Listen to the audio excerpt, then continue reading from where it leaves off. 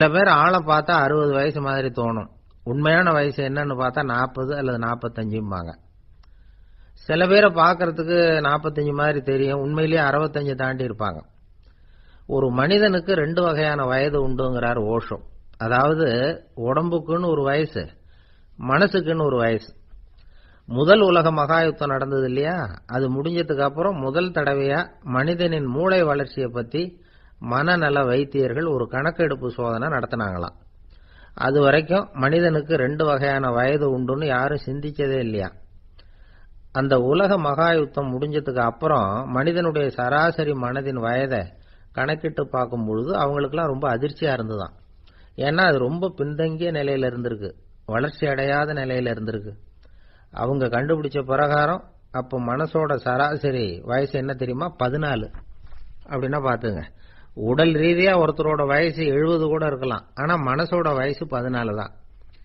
இதுக்கு நேர்மாறா அமைஞ்சு போச்சுன்னு வச்சுங்க. அதாவது ஒருத்தருக்கு உண்மையிலேயே 14 வயசு, அதாவது உடலோட வயசு 14, அவரோட மனசின் வயசு 70ன்னு வச்சுக்கோங்க. இப்படி அமைஞ்சுட்டுதுன்னா அவர் சீக்கிரம் ஞானத்தன்மை அடைஞ்சிருவார் அப்படின்னு அர்த்தம். இப்ப நமக்கெல்லாம் உடம்போட வயசு மனசோட வயசு ரெண்டும் ஒன்னா இருந்துட்டா அதுவே போதும், அதுவே பெரிய விஷயம். இப்ப எமர்சன் கிட்ட போய் ஒருத்தர் கேட்டாராம், உங்க வயசு என்ன அப்படின்னு. அவர் உடனே பதில் சொல்லியிருக்கார், 360 வருஷம் அப்படின்னாராம். கேட்டவர் குழம்பி போயிட்டார். அவர் என்ன சொல்றாரு, 360 வயசா, என்ன நம்ம காதல தான் சரியா விழலையா? எமர்சன் எப்பவும் உண்மையே பேசுற ஒரு சிறந்த அறிவாளி, அவர் இப்படிலாம் பொய் சொல்ல மாட்டாரே அப்படின்னு ஒரு யோசனை பண்ணிட்டு இவர் மறுபடியும் அவர் கிட்ட போனாராம். ஐயா, நீங்க சொன்னது சரியா என் காதல விழல, அதனால மறுபடியும் கேட்கிறேன், உங்க வயசு என்ன அப்படின்னாராம். எமர்சன் மறுபடியும் சொல்லியிருக்கிறார் 360 வருஷம்னு. வந்தவருக்கு உண்மையிலேயே அதிர்ச்சியா போயிட்டுது. அதுக்கப்புறம் மெதுவா ஆரம்பிச்சாராம், ஐயா நீங்க சொல்றதை என்னால ஏத்துக்க முடியாது, எப்படி பார்த்தாலும் இப்போ உங்களுக்கு வயசு ஒரு 60க்கு மேல இருக்காதுன்னு நினைக்கிறேன் அப்படின்னாராம். நீங்க சொல்றது சரிதான், அது என் உடம்போட வயசுன்னாராம் எமர்சன். அப்படின்னா ஏற்கனவே நீங்க சொன்னது அப்படின்னு கேட்டிருக்காரு, அது என் மனசோட வயசு அப்படின்னாராம். நம்மளை பொறுத்த வரைக்கும் அறிவு தூசு படிஞ்சிருக்கு, அது மாதிரியே அன்பும் மாசுபட்டிருக்கு. இது ரெண்டையும் சுத்தம் பண்ண வேண்டியிருக்குது, அப்பதான் நாம சரியான வயசுல வாழ முடியும். ஒரு ஆசாமி இருக்கிறார், அவருக்கு உடம்போட வயசு அதிகம், மனசோட வயசு ரொம்ப குறைச்சல், குழந்தை மாதிரி. அவர் ஒரு ஆஸ்பத்திரியில படுத்திருக்கிறார். நர்சம்மா எல்லாருக்கும் மருந்து கொடுத்துட்டு போறாங்க. கொஞ்ச நேரம் கழிச்சு திரும்பி வந்தாங்க. அப்ப இவர் அந்த அம்மாவை கூப்பிட்டு சொல்றார், இதை பாருங்க சிஸ்டர், நீங்க எல்லாருக்கும் சின்ன சின்ன மாத்திரையா கொடுத்துட்டு எனக்கு மட்டும் நீளமான மாத்திரையா கொடுத்துட்டீங்க, முழுங்கிறதுக்கு ரொம்ப கஷ்டமா போச்சு, இனிமே எனக்கும் சின்ன மாத்திரையா கொடுங்க சிஸ்டர் அப்படின்னாராம். அந்த அம்மா உடனே அதிர்ச்சி ஆகி தலையில அடிச்சுக்கிட்டாங்களாம். நான் கஷ்டப்பட்டு மாத்திரையை முழுங்கினத்துக்கு நீங்க ஏமா தலையில தட்டிக்கிறீங்க அப்படின்னு கேட்டிருக்காரு இவர். இதுக்கு அவங்க சொல்லியிருக்கிறாங்க, நான் உங்களுக்கு கொடுத்துட்டு போனது மாத்திரை இல்லைங்க, அது தெர்மாமீட்டர் அப்படின்னாங்களாம்.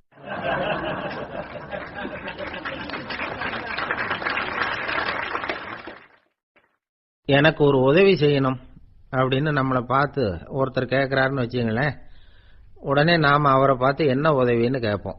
இதுதான் சராசரி மனிதர்களின் இயல்பு. ஆனா ஒருத்தர் எனக்கு ஒரு உதவி செய்யணும் அப்படின்னு கேட்ட உடனே என்ன உதவின்னு கூட கேட்காம சரி செய்யறேன் அப்படின்னு ஒத்துக்கிறது இருக்கு பாருங்க, அது கொஞ்சம் அபூர்வம். அந்த காலத்துல ஒருத்தர் இருந்தார். அவர் எப்படி தெரியுமா, உதவி கேட்கறவங்க நல்லவங்களா கெட்டவங்களா அப்படின்னு கூட பார்க்கல, தனக்கு நன்மையா தீமையா அப்படின்னு கூட பார்க்கல, உதவி செய்யறேன்னு புறப்பட்டுட்டார். அவர் யார் தெரியுமா, அவர் தான் நல சக்கரவர்த்தி. அவர் மாதிரி நாமும் உதவி கேட்கறவங்களுக்கு உடனே உதவி செய்யறதுக்கு தயாரா இருக்கணும் அப்படின்னு சொன்னார் ஒரு ஆன்மீக பேச்சாளர். நல சரித்திரத்தை அவர் சொல்லிட்டு இருந்தார். இந்திரன், அக்னி, வருணன், யமன், இவங்க 4 பேரும் நலனை பார்த்து எங்களுக்கு நீ உதவி செய்யணும், எங்களுக்காக நீ தூது போகணும் அப்படின்னு கேட்கறாங்க. யாருகிட்ட தூது போகணும், என்ன காரியத்துக்காக போகணும் அப்படின்னு கேட்கணும்ல. நலன் அப்படி கேட்கவே இல்லை, உடனே சரின்னு ஒத்துக்கிறான். அதுக்கப்புறம் அவங்க விவரம் சொல்றாங்க, என்ன உதவி, யாருகிட்ட தூது போகணும் அப்படிங்கிற விவரத்தை சொல்றாங்க. நலனுக்கும் அப்புறம் தான் புரியுது, எந்த தமயந்தியை இவன் காதலிச்சானோ, எந்த தமயந்தின் சுயமரத்துக்காக இவன் போய்கிட்டு இருக்கிறானோ, அந்த தமயந்தியை பார்த்து தங்களுக்காக அவகிட்ட வாதாடணும், பேசணும், தங்கள்ல ஒருத்தரை கல்யாணம் பண்ணிக்கும்படியா கேட்கணும் அப்படின்னு அவங்க 4 பேரும் நலங்கிட்ட கேட்கறாங்க. இத கேட்டதும் நலன் கொஞ்சம் கூட முகம் சுளிக்கல, பதட்டப்படல. நேரா தமயந்தி கிட்ட போறான். இந்திரன், அக்னி, வருணன், யமன் இவங்களோட சிறப்புகளை எடுத்து சொல்றான். இவங்கள ஒருத்தரை கல்யாணம் பண்ணிக்கலாம் அப்படின்னு சொல்லி கேட்டுக்கிறான். ஆனா இதுக்கு தமயந்தி சம்மதிக்கல. சுயம்வரம் நடக்குது. அவ நலனை தேர்ந்தெடுக்கிறா. அந்த 4 பேரும் நலனுக்கு நிறைய வரங்கள்லாம் கொடுக்கறாங்க. அதுக்கப்புறம் இப்படி போகுது கதை. இதுல நாம கவனிக்க வேண்டியது என்னன்னா, உதவின்னு கேட்ட உடனே என்ன உதவின்னு கேட்காம சரி செய்யறேன்னு சொன்னான் பாருங்க, அதை கொஞ்சம் சிந்திக்கணும். செய்யறேன்னு ஒத்துக்கிட்டதுக்கு அப்புறம் அது என்ன உதவின்னு தெரிஞ்சும் முகம் சுளிக்காம அதை செஞ்சான் பாருங்க, அதையும் கொஞ்சம் சிந்திக்கணும். நம்மால் ஒருத்தன் ஒரு நண்பனை தேடி போனா, எனக்கு ஒரு உதவின்னா சரி சொல்லுன்னா, இப்போ உங்ககிட்ட 2 கார் இருந்தா என்ன பண்ணுவேன்னா, உடனே அதுல ஒண்ணு உங்ககிட்ட கொடுத்துருவேன்னா, அவன் உங்ககிட்ட 2 பங்களா இருந்தா என்ன பண்ணுவேன்னா, அதுல ஒண்ணு உங்ககிட்ட கொடுத்துருவேன்னா, உங்ககிட்ட 2 பேனா இருந்தா என்ன பண்ணுவேன்னா, அதுல ஒரு பேனாவை உங்ககிட்ட கொடுக்க மாட்டேன்னா அவன். ஏன்டா அப்படி சொல்றேன்னா, ஏன்னா இப்ப நிஜமாவே என்கிட்ட 2 பேனா இருக்கு, அதனால அப்படி சொல்றேன் அப்படின்னு நானா அவன்.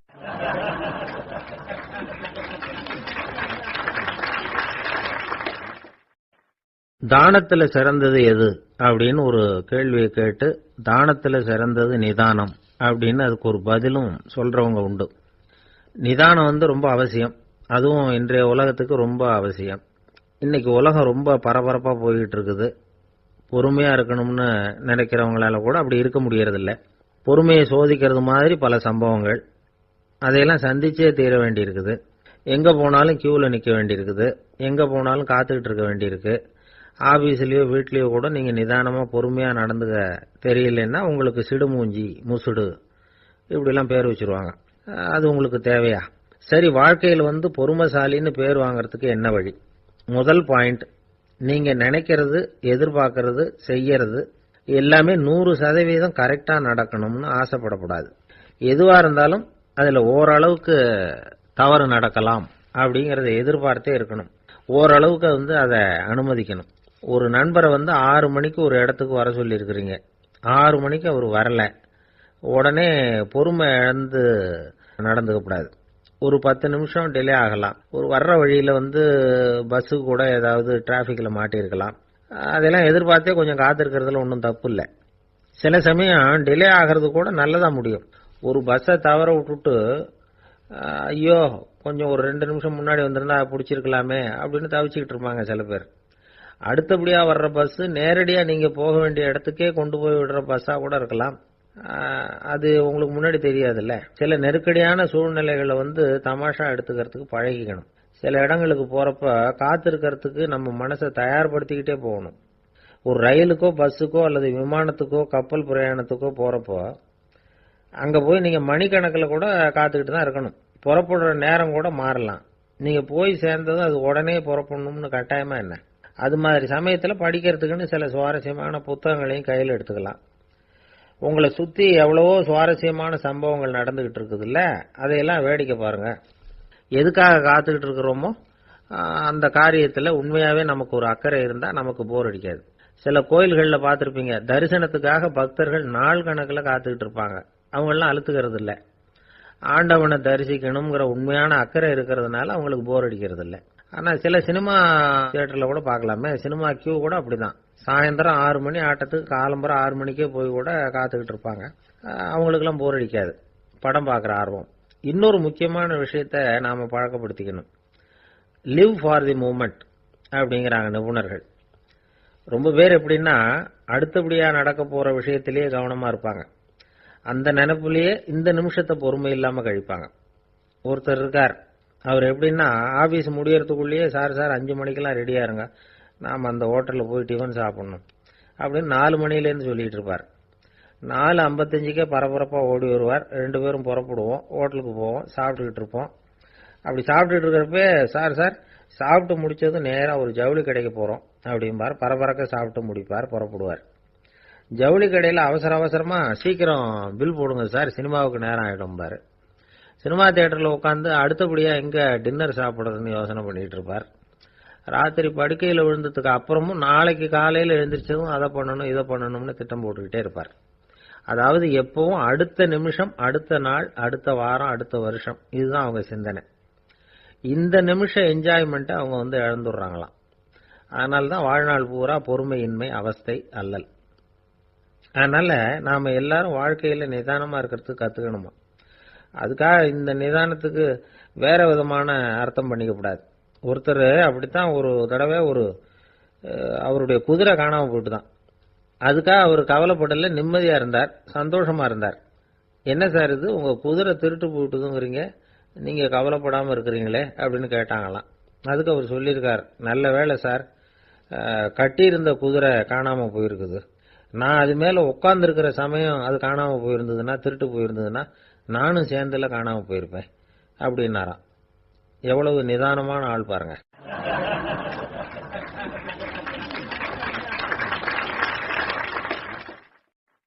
நாட்டுல நல்லவங்க ஒருத்தர் 2 பேர் இருக்கிறதுனால தாங்க மழையே பெய்யுது அப்படின்னு சொல்றது உண்டு.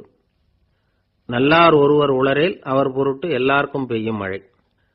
சில சமயம் ரொம்ப பேர் திடீர்னு நல்லவங்களா ஆயிடுவாங்க போல இருக்கு. அதனாலதான் விடாம பேய் மழையா கொட்டி தீர்த்துடுது. எல்லாரும் நல்லவங்களாயிட்டா உலகமே தாங்காது போல இருக்க. அப்பப்ப ஒருத்தர் 2 பேர் நல்லவங்களாகணும், அப்பதான் சீரா மழை பெய்யும். மாசத்துக்கு 3 பேர் நல்லவங்களானா மாதம் மும்மாரி பொழியும். இதெல்லாம் வேடிக்கை பேச்சு. இப்போ இதெல்லாம் ஒரு பக்கம் இருக்கட்டும், இப்போ விஷயத்துக்கு வருவோம். ஒரு கும்பல்ல நல்லவன் யாரு அப்படிங்கறத எப்படி கண்டுபிடிக்கிறது? இதுக்கு ஒரு வேடிக்கை கதை உண்டு. என்னுடைய நண்பர் ஒருத்தருக்கு அவங்க பாட்டியம்மா சொன்ன கதையா அது. அது என்ன கதைன்னா, ஒரு ஊர்ல ஒரு சமயம் பலமான மழை பெய்ய ஆரம்பிச்சுட்டுதான். இடி மின்னல் ரொம்ப கடுமையா இருந்திருக்குது. ஆரம்பிச்ச மழை வர வர கடுமையா ஆகிட்டு இருக்குதே தவிர நிக்கிற பாடா தெரியல. ஊரு ஜனங்கள்லாம் பார்த்தாங்க. இதுக்கு மேலேயும் வீட்டுக்குள்ள இருந்தா ஆபத்துங்கிறத புரிஞ்சுக்கிட்டாங்க. ஏன்னா வீடெல்லாம் இடிஞ்சி விழுந்துருமோங்கிற பயம். உடனே எல்லாரும் புறப்பட்டு ஊருக்கு பொதுவா இருந்த ஒரு மண்டபத்துல போய் தங்கிக்கிட்டாங்க. மின்னல் கடுமையா இருந்தது. இடி எந்த நேரத்திலையும் விழலாம்ங்கிற நிலைமை. எப்போ விழலாம்னு பார்த்துக்கிட்டு இருக்குது. அந்த மண்டபத்துல இருந்த ஜனங்கள் மனசுக்குள்ள ஒரு பயம். நம்ம கூட்டத்துல யாராவது ஒரு கெட்டவன் பாவம் பண்ணவன் இருந்தா கூட இடி இந்த மண்டபத்துல விழுந்துரும், அது எல்லாருக்கும் ஆபத்து அப்படின்னு நினைச்சாங்க. சரி, இதுக்கு என்ன பண்ணலாம் அப்படின்னு யோசனை பண்ணாங்க. அந்த கூட்டத்துல ஒரு பெரியவர் இருந்தார். அவரு ஒரு யோசனை சொன்னார். இதோ பாருங்க, அதுக்கு ஒரு வழி இருக்கு.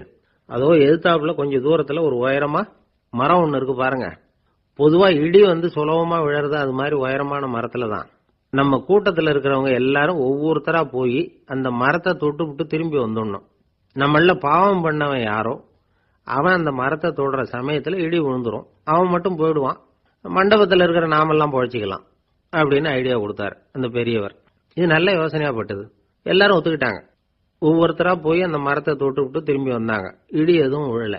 இன்னமும் பாவம் பண்ண ஆசாமி அதை போய் தொடல போல இருக்கு அப்படின்னு நினைச்சுக்கிட்டாங்க. ஒவ்வொருத்தரா போறாங்க, எல்லாரும் போய் தொட்டு விட்டு வந்தாச்சு. இன்னும் ஒரே ஒரு ஆசாமி தான் பாக்கி. கடைசியா இருந்த அந்த ஆள் பயந்துட்டான். இது வரைக்கும் இடி விழலைன்னா இப்ப என்ன அர்த்தம்? இப்ப நாம தான் பாக்கி, நாம தான் தப்பு பண்ண ஆள் போல இருக்கு அப்படின்னு நினைச்சுட்டான். அதனால துணிச்சலா போய் தொடுறதுக்கு பயந்தான், தயங்கிக்கிட்டே இருந்தான். இருந்தாலும் மற்றவங்க எல்லாம் சும்மா இருப்பாங்களா? கட்டாயப்படுத்தி கழுத்தை பிடிச்சி தள்ளாத குறையா அவனை தள்ளி விட்டாங்க, போய் தொட்டுட்டு வாடான்னு. அவன் நடுங்கிட்டே போய் அந்த மரத்தை தொட்டான். அதே வினாடி ஒரு பயங்கரமான மின்னல் இடி விழுந்துட்டுது. எங்க விழுந்தது தெரியுமா? அந்த ஆள் மேல இல்ல, மண்டபத்துல விழுந்தது. மண்டபத்துல இருந்தவங்க பூரா காலி. அந்த ஒரு ஆள் மட்டும் பொழைச்சுக்கிட்டான். இந்த ஒரு ஆளை காப்பாத்துறதுக்காக தான் இடி மண்டபத்துல விழாம இருந்திருக்குது. இதுதான் கதை. அதனால நல்லவங்க எப்படியும் தப்பிச்சுக்குவாங்க அப்படிங்கிறது ஒரு நீதி. ஒருத்தன் அப்படிதான் தெருவில் நடந்து போய்கிட்டு இருந்தான், ரொம்ப நல்லவன். எதிரில் ஒருத்தன் சைக்கிள்ல வந்துகிட்டு இருந்தான். அதுல மோதி இவன் கீழே விழுந்துட்டான். சைக்கிள்காரன் உடனே இறங்கி இவனை தூக்கி விட்டான். இவன் எழுந்திருச்சு அவனை முறைச்சி பார்த்தான். அப்படி பார்க்காதீங்க சார், நீங்க ரொம்ப புண்ணியம் பண்ணிருக்கீங்க, அதுதான் இப்போ சைக்கிள்ல மோதிக்கிட்டீங்க அப்படின்றான். என்ன அப்படி சொல்றேன் நானா? இவன் 10 நிமிஷத்துக்கு முன்னாடி நான் லாரி ஓட்டிட்டு வந்தேன், அப்போ நீங்க எதிரில் வந்திருந்தீங்கன்னா என்ன ஆயிருக்கும் அப்படின்னானா அவன்.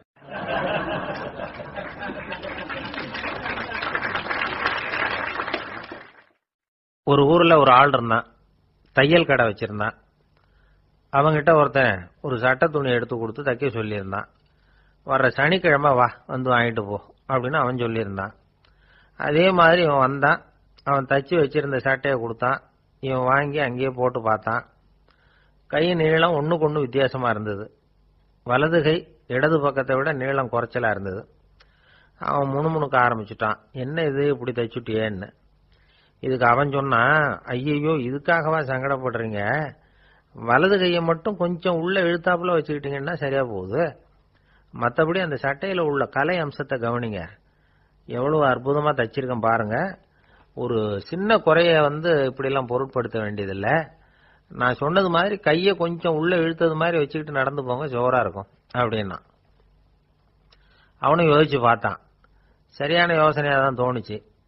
கொஞ்சம் முயற்சி பண்ணி வலது கையை கொஞ்சம் உள்ள இழுத்து சட்டை சரியா இருக்கிறது மாதிரி பண்ணிட்டான். இப்போ மறுபடியும் ஒரு பிரச்சனை, வலது கையை உள்ள இழுத்த மாதிரி அப்படியே வச்சுக்கிட்டதும் முதுகு பக்கம் கொஞ்சம் துணி தளர்த்தியா தொங்குறது மாதிரி தெரிஞ்சது. என்ன இது முதுகு பக்கம் துணி குவிஞ்சுட்டுதே தொங்குதே அப்படின்னா மறுபடியும், அடடா இதுக்காகவா கவலைப்படுறீங்க, உடம்ப அதுக்கு தகுந்த மாதிரி கொஞ்சம் வளைச்சிக்கிட்டா சரியா போடுது, இதுக்காக அந்த அழகான தையலை பிரிச்சு அதுல உள்ள கலை அம்சத்தை கெடுக்கிறதுக்கு என் மனசு இடம் தரல, எவ்வளவுக்கு தளர்த்தியா இருக்கோ அவ்வளவுக்கு கொஞ்சம் உடம்ப வளைச்சி அப்படி குனிஞ்சது மாதிரி போங்க போதும் அப்படின்னா.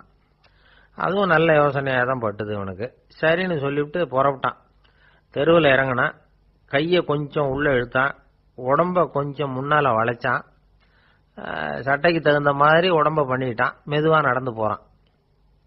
இப்போ எதிரில் இன்னொருத்தன் வரான், இவனை பார்க்கறான், இவன் போட்டிருக்கிற சட்டையை பார்க்கறான், ஆஹா அற்புதம்ங்கிறான். சும்மா சொல்லப்படாது, ரொம்ப நல்லா இருக்கு, நிச்சயமா இது இந்த ஊர் மேல தெருவில் இருக்கிற ஒருத்தன் இருக்கானே அவன் தச்சதா தான் இருக்கணும் அப்படின்னா. இதை கேட்டதும் அவனுக்கு ஆச்சரியம், எப்படி அவ்வளவு கரெக்டா கண்டுபிடிச்சிங்க அப்படின்னு கேட்டிருக்கான். இதுக்கு அந்த வழிபோக்கன்னு சொன்னானா, அவன் ரொம்ப கெட்டிக்காரன், உங்களை மாதிரி உடம்பும் கையும் வளைஞ்சு போன ஒரு ஆசாமிக்கு அவனை தவிர வேற யாராலேயும் இவ்வளவு பொருத்தமான ஒரு சட்டையை தைக்க முடியாது அப்படின்னானா. பாருங்க, அவனுக்காக இவன் அனுசரிக்க போய் இவனோட நிலைமை எப்படி ஆயிட்டுது பாருங்க. இதே மாதிரி தான் சில சடங்குகளும் சம்பிரதாயங்களும் நம்மளை கோமாளி ஆக்கி விட்டுரும். எதுவா இருந்தாலும் அதுல அறிவுபூர்வமான அணுகுமுறை அவசியம். ஒரு நர்ஸ் அவசரமா ஓடி டாக்டர் கிட்ட சொல்லிச்சான், டாக்டர் ஒரு தப்பு நடந்து போச்சு, 10ஆம் நம்பர் பெட்ல இருக்கிற பேஷண்ட்டுக்கு காலில் ஆபரேஷன் பண்றதுக்கு பதிலாக கையில் ஆபரேஷன் பண்ணி விட்டீங்க, கை ஆபரேஷன் பண்ணிக்க வேண்டிய ஆள் 7ஆம் நம்பர் பெட்ல இருக்கார் அப்படின்னு தான். அதுக்கு இவர் பதட்டப்படாம சொன்னாராம், பரவாயில்ல இவரை தூக்கி 7ஆம் நம்பர் பெட்ல போட்டுரு அப்படின்னாராம்.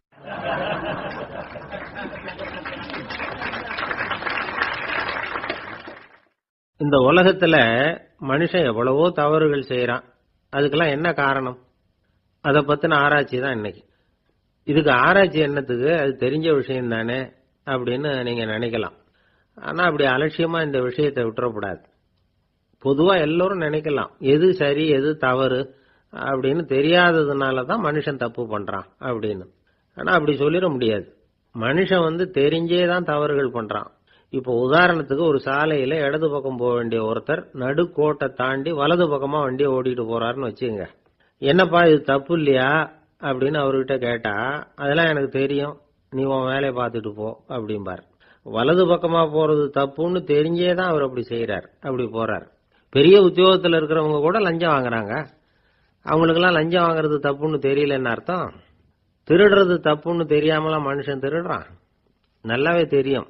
நீங்க வேணும்னா கேட்டு பாருங்க, வேற வழி இல்ல அதனால தான் திருடுறேன்பா. திருடுறது ஒரு புண்ணியமான காரியம்னு திருடனே கூட சொல்ல மாட்டான். திருடுறது தவறுங்கிறது திருடனுக்கு தெரியும் அப்படிங்கறத விளக்கறதுக்காக ஒரு பெரியவர் ஒரு கதை சொன்னார். அதாவது 2 திருடர்கள் 2 பேரும் சேர்ந்து ஒரு வீட்டுக்கு போய் ஒரு 10,000 ரூபாயை திருடிட்டு வந்துடுறாங்க. ஒரு காட்டு வழியா வந்துகிட்டு இருக்கிறாங்க. இன்னும் விடியல, 2 பேருக்கும் தூக்கம் கண்ணை சுத்துது. சரி இப்படியே ஒரு மரத்தடியில படுத்து தூங்குவோம், காலையில விடிஞ்சதும் இந்த பணத்தை 2 பேரும் பங்கு போட்டுக்குவோம் அப்படின்னு முடிவு பண்றாங்க. அதே மாதிரி படுத்து தூங்குறாங்க. நடு ராத்திரியில ஒரு திருடன் முழிச்சுக்கிறான். விடிகிற வரைக்கும் காத்துக்கிட்டு இருந்தா 5,000 ரூபா தான் கிடைக்கும், இப்பவே கம்பி நீட்டினா 10,000 ரூபா கிடைக்கும் அப்படின்னு யோசிச்சு பார்த்துட்டு ஒரு முடிவுக்கு வந்தான். மெதுவா அந்த 10,000த்தையும் சுருட்டிக்கிட்டு அடுத்தவனுக்கு தெரியாம ஓடி போயிட்டான். விடியுது, அடுத்தவன் எழுந்திரிச்சு பாக்குறான், பணத்தையும் காணல பாகஸ்தனையும் காணல. இந்த திருடன் அந்த திருடனை திட்டுறான், திருட்டு பய, அயோக்கிய பய, இப்படி அநியாயமா கிளப்பிட்டு போட்டானே அப்படிங்கிறான். இதுல இருந்து என்ன தெரியுது? தெரியாம எடுத்துக்கிட்டு போறது திருட்டு, அயோக்கியத்தனம், அநியாயம் அப்படிங்கறது இவனுக்கு தெரிஞ்சிருக்குது. அதனாலதான் அடுத்தவனை பார்த்து இப்படி திட்டுறான். அதனால தெரியாததுனால மனுஷன் தவறு பண்றான்னு சொல்றது சரியில்லை. அப்படின்னா மனுஷன் பண்ற தவறுகளுக்கு உண்மையான காரணம் தான் என்ன? இதே சந்தேகம் அர்ஜுனனுக்கும் வந்துதான். அதனாலதான் அவன் பகவானை பார்த்து கேட்கறான். மனுஷன் தன் விருப்பத்துக்கு விரோதமா ஏதோ ஒரு சக்தியினால பலாத்காரமா இழுக்கப்பட்டது மாதிரி பாவம் பண்றானே, அந்த சக்தி என்ன அப்படின்னு கேட்கறான். இதுக்கு பகவான் பதில் சொல்றார். காமமும் குரோதமும் தான் அந்த சக்திகள், அதாவது ஆசையும் சினமும். இது ரெண்டும் உன்னுடைய எதிரிகள் அப்படிங்கறத புரிஞ்சுக்கோ அப்படிங்கிறார். இன்னமும் நுணுக்கமா பார்த்தா காமத்தினுடைய மறு உருவங்கள் தான் குரோதமும் லோபமும். ஆசை நிறைவேறலன்னா குரோதம், அதாவது கோபம். ஆசை நிறைவேறிட்டதுன்னா லோபம், அதாவது பேராசை. பாவத்தை கண்ட்ரோல் பண்ணணும்னா அதுக்கு மெயின் சுவிட்ச் எது அப்படிங்கறது இப்பதான் தெரியுது. அதுக்கு மனுஷன் தெரிஞ்சே தான் தவறு பண்றான் அப்படின்னு பேசிக்கிட்டோமே. அதுக்கு ஒரு உதாரணம். ஒரு ஆளு ஹோட்டல்ல சாப்பிட போனான். சாப்பிட்டு முடிச்சான். எழுந்திரிச்சு முதலாளி கிட்ட பில்ல கொடுத்தான். காசை கொடுக்கல. முதலாளி பணம் கொடுன்னு கேட்டார். இவன் என்கிட்ட பணம் இல்லைன்னா. முதலாளி கொஞ்சம் கூட அலட்டிக்கல. உள்ள இருந்து ஒரு ஆளை கூப்பிட்டார். இவனை கூப்பிட்டுட்டு போய் இட்லி மாவு ஆட்ட சொல்லுனார். இவனும் கவலைப்படாம உள்ள போயிட்டான்.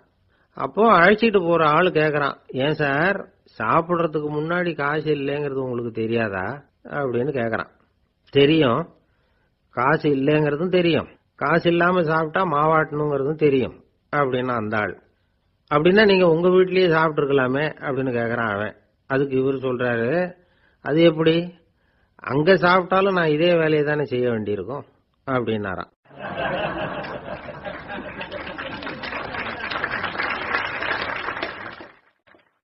கப்பல் கடல்ல போய்கிட்டு இருக்கு.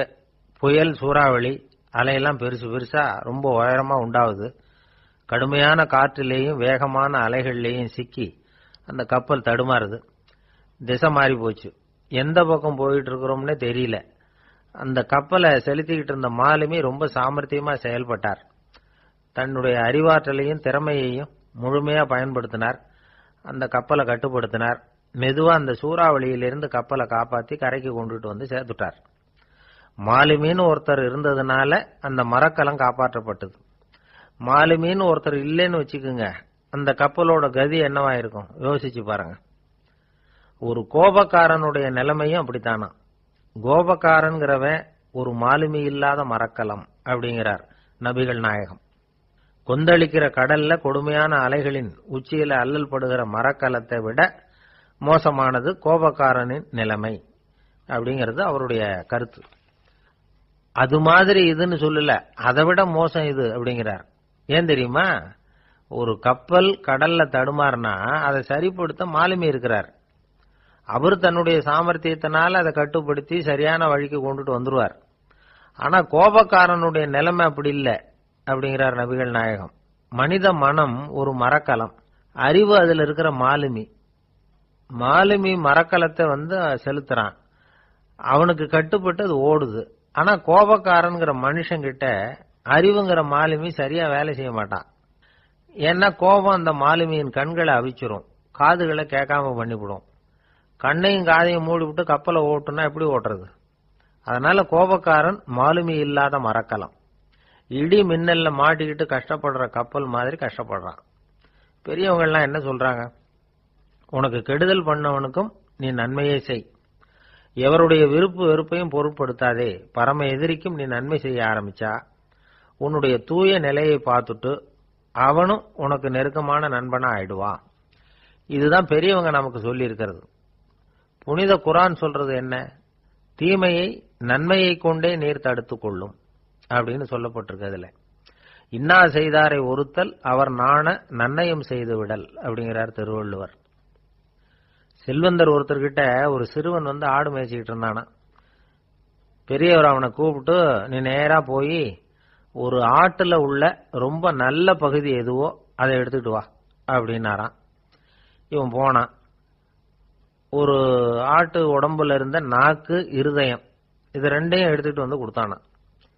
பெரியவர் வாங்கி பார்த்தார். அதுக்கப்புறம் இப்ப நீ போய் இன்னொரு ஆட்டுல இருக்கிற ரொம்ப கெட்ட பகுதி எதுவோ அதை எடுத்துட்டு வா அப்படின்னாராம். இவன் போய் எடுத்துட்டு வந்தான். அவன் கையில இருந்தது மறுபடியும் அதே மாதிரி நாக்கு, இருதயம், இது ரெண்டும் தான். என்னது இப்பவும் அதையே கொண்டுட்டு வந்திருக்கிற அப்படின்னாராம் பெரியவர். இவன் சொன்னானா, ஒரு உடம்புல உள்ள ரொம்ப நல்ல பொருளும் இதுதான், ரொம்ப கெட்ட பொருளும் இதுதான் அப்படின்னானா. இளம் வயசுல இப்படி பதில் சொன்னவர் தான் பேரறிஞர் லுக்மானுல் ஹக்கீம் அவர்கள். கோபப்படாம இருந்தா இது ரெண்டும் நல்லா வேலை செய்யும், கோபப்பட்டா இது ரெண்டும் மோசமா வேலை செய்யும். அதை புரிஞ்சுக்கிறதுக்காகத்தான் இன்னைக்கு இந்த தகவல். கோபம் வந்துட்டா நாம என்ன செய்யறோங்கிறது நமக்கே தெரியாது. ஒருத்தர் டாக்டர் கிட்ட போனார் அவசரமா. டாக்டர், எனக்கு இப்ப கடுமையான கோப வெறி, எனக்கு கண்ணு மண்ணு ஒன்னும் புரியல, உடனடியாக அதை கட்டுப்படுத்தணும், உடனே இதுக்கு ஏதாவது ஒரு மாத்திரை கொடுங்க பிளீஸ் அப்படின்னார். அந்த டாக்டரும் உடனே ஒரு மாத்திரையை கொடுத்து இதை உடனே போடுங்க, நான் தண்ணி கொண்டுட்டு வரேன்னு உள்ள போனார். தண்ணியோட திரும்பி வந்தார். இவரு சொன்னார், டாக்டர், நீங்க கொடுத்த மாத்திரை ரொம்ப பெருசா இருந்தது, இருந்தாலும் கஷ்டப்பட்டு முழுங்கிட்டேன்னார். டாக்டர் சந்தேகத்தோட மேசையை பாக்குறார். பார்த்தா மாத்திரை அங்கேயே இருக்குது, பேப்பர் வெயிட்ட காணல.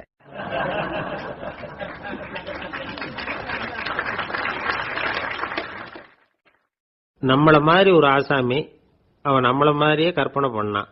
அதாவது நாம தான் இந்த உலகத்துல ரொம்பவும் கஷ்டப்படுறோம், மற்றவங்க எல்லாம் சந்தோஷமா இருக்கிறாங்க அப்படின்னு அவன் நினைச்சுக்கிட்டான். அவன் ஒரு நாள் கடவுளை வேண்டிக்கிட்டானா, சுவாமி, இந்த உலகத்துல எவ்வளவோ பேர் இருக்கிறாங்க, ஒவ்வொருத்தருக்கும் ஒவ்வொரு விதமான கஷ்டம் இருக்கலாம், ஒத்துக்கிறேன், இருந்தாலும் எனக்கு அது கொஞ்சம் அதிகமா இருக்கிறது மாதிரி தெரியுது, அதனால நீங்க எனக்காக ஒரு சின்ன உதவி செஞ்சா போதும். அது வேற ஒண்ணும் இல்ல, என்கிட்ட இருக்கிற துயரங்களை இன்னொருத்தர் யாருகிட்டயாவது கொடுத்துருங்க, அவர்கிட்ட இருக்கிற துயரங்களை என்கிட்ட மாத்தி கொடுத்துருங்க, ஒரு மியூச்சுவல் டிரான்ஸ்பர், அவ்வளவுதான், அப்படி பண்ணிவிட்டா போதும் அப்படின்னு வேண்டிக்கிட்டானா. அன்னைக்கு ராத்திரியே அவன் ஒரு கனவு கண்டிருக்கான். வானத்திலிருந்து ஒரு குரல் கேட்டிருக்கு. அது என்ன சொல்லிச்சு தெரியுமா? ஏ ஜனங்களே, எல்லாரும் அவங்கவங்க கஷ்டங்களை ஒரு பையில போட்டு எடுத்துக்குங்க, அப்படி எடுத்துக்கிட்டு நேரா இந்த ஊர் எல்லையில இருக்கிற கோயிலுக்கு வந்து சேருங்க அப்படின்னு அந்த குரல். ஆஹா, கடவுள் நம்ம பிரார்த்தனைக்கு செவி சாய்ச்சுட்டார் அப்படின்னு சந்தோஷப்பட்டான் இவன். உடனே என்ன பண்ணா, தன்கிட்ட இருந்த கஷ்டத்தையெல்லாம் ஒரு சாக்கு பையில போட்டு எடுத்துக்கிட்டான். வீட்டை விட்டு வெளியில வந்தான். தெருவில் இறங்கி நடக்கிறான். அங்க பார்த்தா ஏகப்பட்ட பேர் ஆளுக்கு ஒரு பைய தூக்கிக்கிட்டு கோயிலுக்கு போயிட்டு இருக்கிறாங்க. சில பேர் மூட்டையா கட்டி தலையில சுமந்துக்கிட்டு போயிட்டு இருக்கிறாங்க. இவன் பார்த்தான். இவனுக்கு ரொம்ப ஆச்சரியமா இருந்தது. ஏன்னா எல்லாரும் வச்சிருக்கிற பைய இவன் பைய விட பெருசா இருந்தது. இவன் பை தான் இருக்கிறதுலயே கொஞ்சம் சின்னதா தெரிஞ்சது. இப்ப அவன் மறுபடியும் சாமியை வேண்டிக்கிட்டான், கடவுளே, இப்ப உள்ள சூழ்நிலையை கவனிச்சா என்கிட்ட இருக்கிற பையே பரவாயில்லன்னு தோணுது, அதனால வேற பைய எதையும் மாத்த வேணாம், இதுவே பரவாயில்ல, இந்த பையோட திரும்பி வீட்டுக்கு போனா போதும்னு நினைக்கிறேன் அப்படின்னு ஏதோ நினைக்க ஆரம்பிச்சுட்டான் அவன். எல்லாரும் கோயிலுக்கு போய் சேர்ந்தாங்க. கோயில்ல அந்த குரல் மறுபடியும் கேட்டுது. எல்லாரும் அவங்கவுங்க பைகளை சுவத்துல தொங்க விடுங்க, திடீர்னு விளக்குகள் அணையும், மணி அடிக்கப்படும், அதுதான் அடையாளம். அந்த சமயத்துல இருட்டுல உங்களுக்கு வேண்டிய பைய நீங்க மாத்தி எடுத்துக்கலாம், தேர்ந்தெடுத்துக்கலாம். வெளிச்சம் இருக்கிறப்பவே உங்களுக்கு பிடிச்ச பைக்கு பக்கமா பார்த்து நீங்க நின்னுக்கலாம் அப்படின்னு சொல்லி விவரம் சொல்லிச்சான் அந்த குரல். அப்படி சொன்னதுக்கு அப்புறம் திடீர்னு விளக்கு அணைஞ்சுது, மணி அடிச்சுது. கொஞ்ச நேரம் கழிச்சு மறுபடியும் விளக்குகள்லாம் எரிஞ்சுது. இப்போ பார்த்தா எல்லாரும் அவங்கவுங்க பையையே கெட்டியா பிடிச்சிட்டு நிக்கிறாங்க. இவனும் அப்படியே நிக்கிறான். இவன் மெதுவா பக்கத்துல நிக்கிறவங்க கிட்ட கேட்டானா, ஏன் நீங்க பைய கையிலேயே வச்சிருக்கிறீங்க, செவுத்துல மாட்டலையா அப்படின்னு கேட்டிருக்கான்.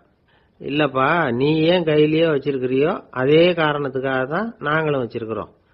நம்ம கவலைகளை பத்தி நமக்கு ஓரளவுக்காவது தெரியும், ஆனா மற்றவங்க கவலைகள் நமக்கு பரிச்சயம் இல்லாதவை, பழக்கம் இல்லாதது. அதனால நமக்கு தெரிஞ்ச கவலைகளை சமாளிக்கிறது சுலபம். தெரியாததை சமாளிக்கணும்னா மறுபடியும் ஆரம்பத்திலிருந்து ஆரம்பிக்கணும். அதனால பழைய நண்பர்களோட வாழறது தான் மேல் அப்படின்னு ஆனான். அதுக்கப்புறம் அவன் தன்னோட பைய போதும்னு வீட்டுக்கு திரும்பி வந்துட்டானான். இது ஒரு பெரியவர் சொல்லி இருக்கிற கதை. அதனால நம்ம கிட்ட இருக்கிற கஷ்டங்கள் தான் பெருசு, அதை இன்னொருத்தங்கிட்ட கொடுத்துட்டு மாத்திக்கலாம் அப்படின்னு நினைக்கிறது தப்பு. இதே மாதிரி இன்னொரு சம்பவம். ஒரு ஊர்ல ஒரு நாள் ராத்திரி ஆகாயத்திலிருந்து கடவுள் குரல் கேட்குது, இந்த ஊர்ல இருக்கிற ஜனங்கள்லாம் கொஞ்சம் கவனிங்க, உங்களுக்கு ஒரு செய்தி. அதாவது இங்க இருக்கிற ஜனங்கள்லயே கொஞ்சம் கூட கவலையே இல்லாத ஆள் யாருன்னு எனக்கு தெரியணும். அதனால எல்லாரும் அவங்க கவலைகளை ஒரு பையில போட்டு எடுத்துக்கிட்டு கோயிலுக்கு வாங்க அப்படின்னார் கடவுள். உடனே வரிசையா எல்லாரும் வர ஆரம்பிச்சாங்க. எல்லார் கையிலையும் பை இருந்தது, சின்னதும் பெருசுமா. கவலையே இல்லாத ஆள் யாருன்னு தேடினார் கடவுள். ஒரே ஒரு ஆள் மட்டும் கையில எதுவும் இல்லாம வெறும் கையை வீசிக்கிட்டு ரொம்ப ஜாலியா நடந்து வந்துகிட்டு இருந்தான். கடவுள் அவங்ககிட்ட போனார். ஏன்பா உனக்கு கவலையே இல்லையா அப்படின்னு கேட்டார். எனக்கும் சில கவலைகள்லாம் உண்டு அப்படின்னானா அவன். எங்க அதெல்லாம்னு கேட்டிருக்காரு கடவுள்.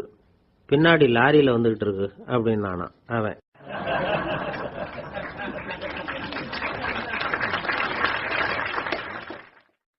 இன்றைக்கு பல பேர் உயில் எழுதி வைக்கிறாங்கல்ல. இந்த உயில்னா என்ன? அதாவது ஒரு நபர் தனக்கு பின்னாடி தன்னுடைய சொத்துக்கள் யாருக்கு போய் சேரணும்னு நினைக்கிறாரோ அந்த நினைப்பை சட்டப்படி உறுதிப்படுத்துறது தான் உயில். சரி, உயிலை யாரு எழுதலாம்? 18 வயசு பூர்த்தியான யாரும் உயில் மூலமா சொத்துக்களை விநியோகிக்கலாம். கண் பார்வை இல்லாதவங்க, காது கேளாதவங்க, வாய் பேச முடியாதவங்க, இவங்கெல்லாம் கூட உயில் எழுதி வைக்கலாம். புத்தி சுவாதீனம் இல்லாதவங்க கூட சில சமயம் புத்தி தெளிவா இருந்தா உயில் எழுதலாமா. குடிபோதையில் இருக்கிறவங்க, தாங்கள் என்ன செய்யறோங்கிறது தெளிவா அறிய முடியாதவங்க, நோய் நொடியில் இருக்கிறவங்க, இவங்கெல்லாம் உயில் எழுத முடியாது. ஒருத்தரை நிர்பந்தப்படுத்தி ஏமாத்தி அல்லது சுய நினைவில்லாத ஒருத்தர்கிட்ட எழுதி வாங்கி வைக்கிற உயில் செல்லாது. உயிலை இந்த முறையில தான், இந்த படிவத்துல தான் எழுதணும்னு சட்டத்துல விதி எதுவும் கிடையாது. இதுக்கு முத்திரை கட்டணமும் கிடையாது. உயிலை வெற்று காகிதத்துல எழுதலாம். அச்சு அடிக்கணும், டைப் அடிக்கணுங்கிற அவசியம் கூட இல்லை. கையாலேயே கூட எழுதலாம். எழுதி இருக்கிறது புரியணும், அவ்வளவுதான். குறைந்தபட்சம் 2 சாட்சிகளை வச்சுக்கிட்டு உயில் எழுதுறவர் அதுல கையெழுத்து போடணும். கையெழுத்து போட தெரியாதுன்னா இடது கை பெருவிரல் ரேகை வைக்கலாம். உயில் சாசனத்துக்கு சாட்சிகள் கையெழுத்து இல்லைன்னாலும் அது செல்லாது.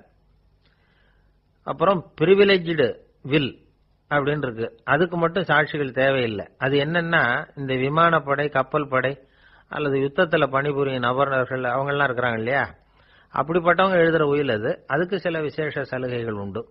ஒருத்தர் முதல்ல ஒரு உயில் எழுதி வைக்கிறார், அதுக்கப்புறம் மனசு மாறி போகுது, அது வேணாம்னு நினைக்கிறார், ரத்து செஞ்சுடலாம். அதுக்கப்புறம் வேற உயிலும் எழுதலாம். உயிரோட இருக்கிற வரைக்கும் எத்தனை தடவை வேணும்னாலும் உயில் எழுதலாம். கடைசியா எழுதப்பட்ட உயில் சட்டப்படி சரியா இருந்தா அதுதான் அமலுக்கு வரும். சரி, எழுதுற உயில ரகசியமா வச்சிருக்கிறது எப்படி? இது ஒரு கேள்வி. இதுக்கு என்ன செய்யணும்னா, ஒருத்தர் உயிலை எழுதினதுக்கு அப்புறம் அவர் தானாவோ அல்லது அங்கீகரிக்கப்பட்ட முகவர் மூலமாகவோ, அதாவது ஒரு ஏஜென்ட் மூலமாகவோ, ஒரு கவர்ல போட்டு சீல் வச்சு கவர் மேல தன்னுடைய பெயரை எழுதி அல்லது அந்த ஏஜென்ட் பெயரை எழுதி கவர் மேல என்ன அடக்கம் செய்யப்பட்டிருக்கு, உள்ள என்ன இருக்கு அப்படிங்கிற விவரம்லாம் எழுதி சார் பதிவாளர்கிட்ட ஒப்படைக்கலாம். இதுக்கு கட்டணம் உண்டு. அதுக்கப்புறம் எப்ப தேவைப்படுதோ அப்போ ஒரு மனு கொடுத்து அந்த கவரை திருப்ப வாங்கிக்கலாம். இப்ப எழுதுற உயில இவ்வளவு நாளுக்குள்ள பதிவு செய்யணுங்கிற கால வரையறை உண்டா அப்படின்னு ஒரு கேள்வி வரலாம் இல்லையா? எப்ப வேணும்னாலும் பதிவு செய்யலாம். நம்மால் ஒருத்தர் ஒரு நாள் ரொம்ப அவசரமா வந்தார். இந்த உயில் எழுதுறது சம்பந்தமா பூரா விவரமா எனக்கு உடனே தெரியணும்னார். நான் உடனே அவரை வக்கீல் ஒருத்தர்கிட்ட அழைச்சிட்டு போனேன். இவர் அவர்கிட்ட எல்லா விவரமும் கேட்டு தெரிஞ்சுக்கிட்டார். ரொம்ப தேங்க்ஸ்ன்னு சொல்லிவிட்டு 2 பேரும் வெளியில வந்தோம். அதுக்கப்புறம் இவர்கிட்ட கேட்டேன், ஆமா இவ்வளவு விவரமா கேட்கறீங்களே, உங்களுக்கு எத்தனை பிள்ளைங்க சார் அப்படின்னு கேட்டேன். 6 பேர் சார் அப்படின்னார். சரி, இருக்கிற சொத்து எவ்வளவுன்னு கேட்டேன். அதை இனிமே தான் சம்பாதிக்க போறேன் அப்படின்னார்.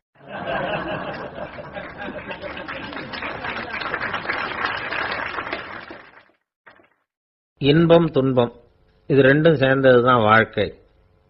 இது எல்லாரும் சொல்லிட்டு இருக்கிற ஒரு உண்மை. அது சரி, இது ரெண்டும் வர்றதுக்கு என்ன காரணம்? துறவி ஒருத்தர் யோசிச்சு பார்த்திருக்கார். இன்ப துன்பம் தோன்றுவதற்கு முக்கியமா 6 காரணங்கள் உண்டு அப்படிங்கிறார் அவர். அது என்னங்கிறத நாமளும் தெரிஞ்சு வச்சுக்குவோமே. இப்ப முதல் காரணம் சுயநலம். ஒரு தாயார் தன்னுடைய சுயநலம் கருதி தன்னுடைய மகன் இன்பமா இருக்கணும்னு ஆசைப்படுறாங்க. மகனும் அப்படியே ஆசைப்படுறான். அதனால தாயாரின் இன்ப துன்பங்களை பார்த்துட்டு மகனும் இன்ப துன்பம் அடையறான். அந்த அம்மாவுக்கும் அதே நிலைமை தான். ரெண்டாவது காரணம் உறவு. நான் துறவியான பிறகு கூட உறவுங்கிற காரணத்தினாலதான் தாயாருடைய சுக துக்கங்களை கண்டு நானும் சுக துக்கம் அடைகிறேன். என் தாயாருடைய நிலைமையும் இதுதான் அப்படிங்கிறார் ஒரு துறவி. மூணாவது காரணம் என்னன்னா அறிமுகம். எனக்கு அறிமுகமான ஒருத்தரை ரயில் நிலையத்தில் சந்திக்கிறேன். அவர் தன்னுடைய பணப்பையை எங்கேயோ தொலைச்சுவிட்டு வருத்தப்பட்டு இருக்கிறார். நானும் வருத்தப்படுறேன். அந்த சமயத்தில் யாரோ ஒருத்தர் இதுதானே அவங்க பணப்பை அப்படின்னு சொல்லி கொண்டாந்து நீட்டுறார். பணப்பையை தொலைச்சவர் சந்தோஷப்படுறார், நானும் சந்தோஷப்படுறேன். இது அந்த துறவி சொல்ற அனுபவம். நாலாவது காரணம் என்னன்னா கருணை. எனக்கு முன்னே பின்ன தெரியாத ஒருத்தனை யாரோ ஒருத்தன் அடிச்சு காயப்படுத்தி போடுறான். கருணை காரணமா நான் அதுக்காக துக்கப்படுறேன். அஞ்சாவது காரணம் எதையும் நம்புறது. ஒரு பசுமாட்டை ஒரு முரணை அடிச்சுக்கிட்டு இருக்கிறான் அப்படின்னு ஒருத்தர் வந்து நம்மகிட்ட சொல்றாருன்னு வைங்க, உடனே நான் துக்கப்படுறேன். இன்னொருத்தர் வந்து அந்த முரணனை போலீஸ்காரங்க புடிச்சிட்டு போயிட்டாங்கன்னு சொல்லி சொல்றாரு, நான் உடனே சந்தோஷப்படுறேன். மூணாவதா ஒருத்தர் வந்து முதல் 2 பேரும் சொன்னது பொய்யுங்கிறார். அப்ப நான் இன்ப துன்பம் ரெண்டுமே இல்லாம நிம்மதியா இருக்கிறேன். இது ஒரு விதம். அடுத்தது ஆறாவது காரணம் என்னன்னா தன்மயமாகுதல். ஒரு நாவல் படிச்சுக்கிட்டு இருக்கிறோம், அதுல வர்ற பாத்திரங்களோட நாம ஒன்றி போயிடுறோம். அதுல வர்ற பாத்திரங்கள் சிரிச்சுதுன்னா நாமளும் சிரிக்கிறோம், அது அழுதுன்னா நாமளும் அழறோம். அதெல்லாம் வந்து அந்த துறவி சொல்ற அனுபவ உண்மைகள். இன்ப துன்பம் இது ரெண்டும் தோன்றுவதற்கு சுயநலம், உறவு, அறிமுகம், கருணை, எதையும் நம்புறது, தன்மயமாகிறது, இது எல்லாம் தான் முக்கிய காரணம் அப்படின்னு அவர் சொல்றார். ஆக கூடி ஒட்டு மொத்தமா யோசனை பண்ணி பார்த்தா பிற பொருள்கள் மீது பற்றுதல் காரணமா தான் நாம வந்து இன்ப துன்பம் அடையிறோம் அப்படிங்கறத புரிஞ்சுக்க முடியுது. மனுஷன் வந்து இன்ப துன்பம் அடையறதுக்கு 7வது காரணம் கூட ஒண்ணு உண்டு அப்படின்னு சொல்லிட்டே வந்தார் ஒருத்தர். அது என்ன அப்படின்னு கேட்டோம். அதுதான் சார் இந்த நீங்க சொல்லிட்டு வர்ற இன்று ஒரு தகவல்னார். எப்படி சொல்றீங்கன்னு கேட்டோம். இன்று ஒரு தகவல் கேட்க ஆரம்பிக்கிறப்போ மனசுல இன்பம், ஆரம்பிச்ச உடனே இது ஏற்கனவே கேட்ட சமாச்சாரமாச்சே அப்படின்னு நினைக்கிறப்போ துன்பம் அப்படின்னு அதுக்கு ஒரு விளக்கம் கொடுத்தார் அவர்.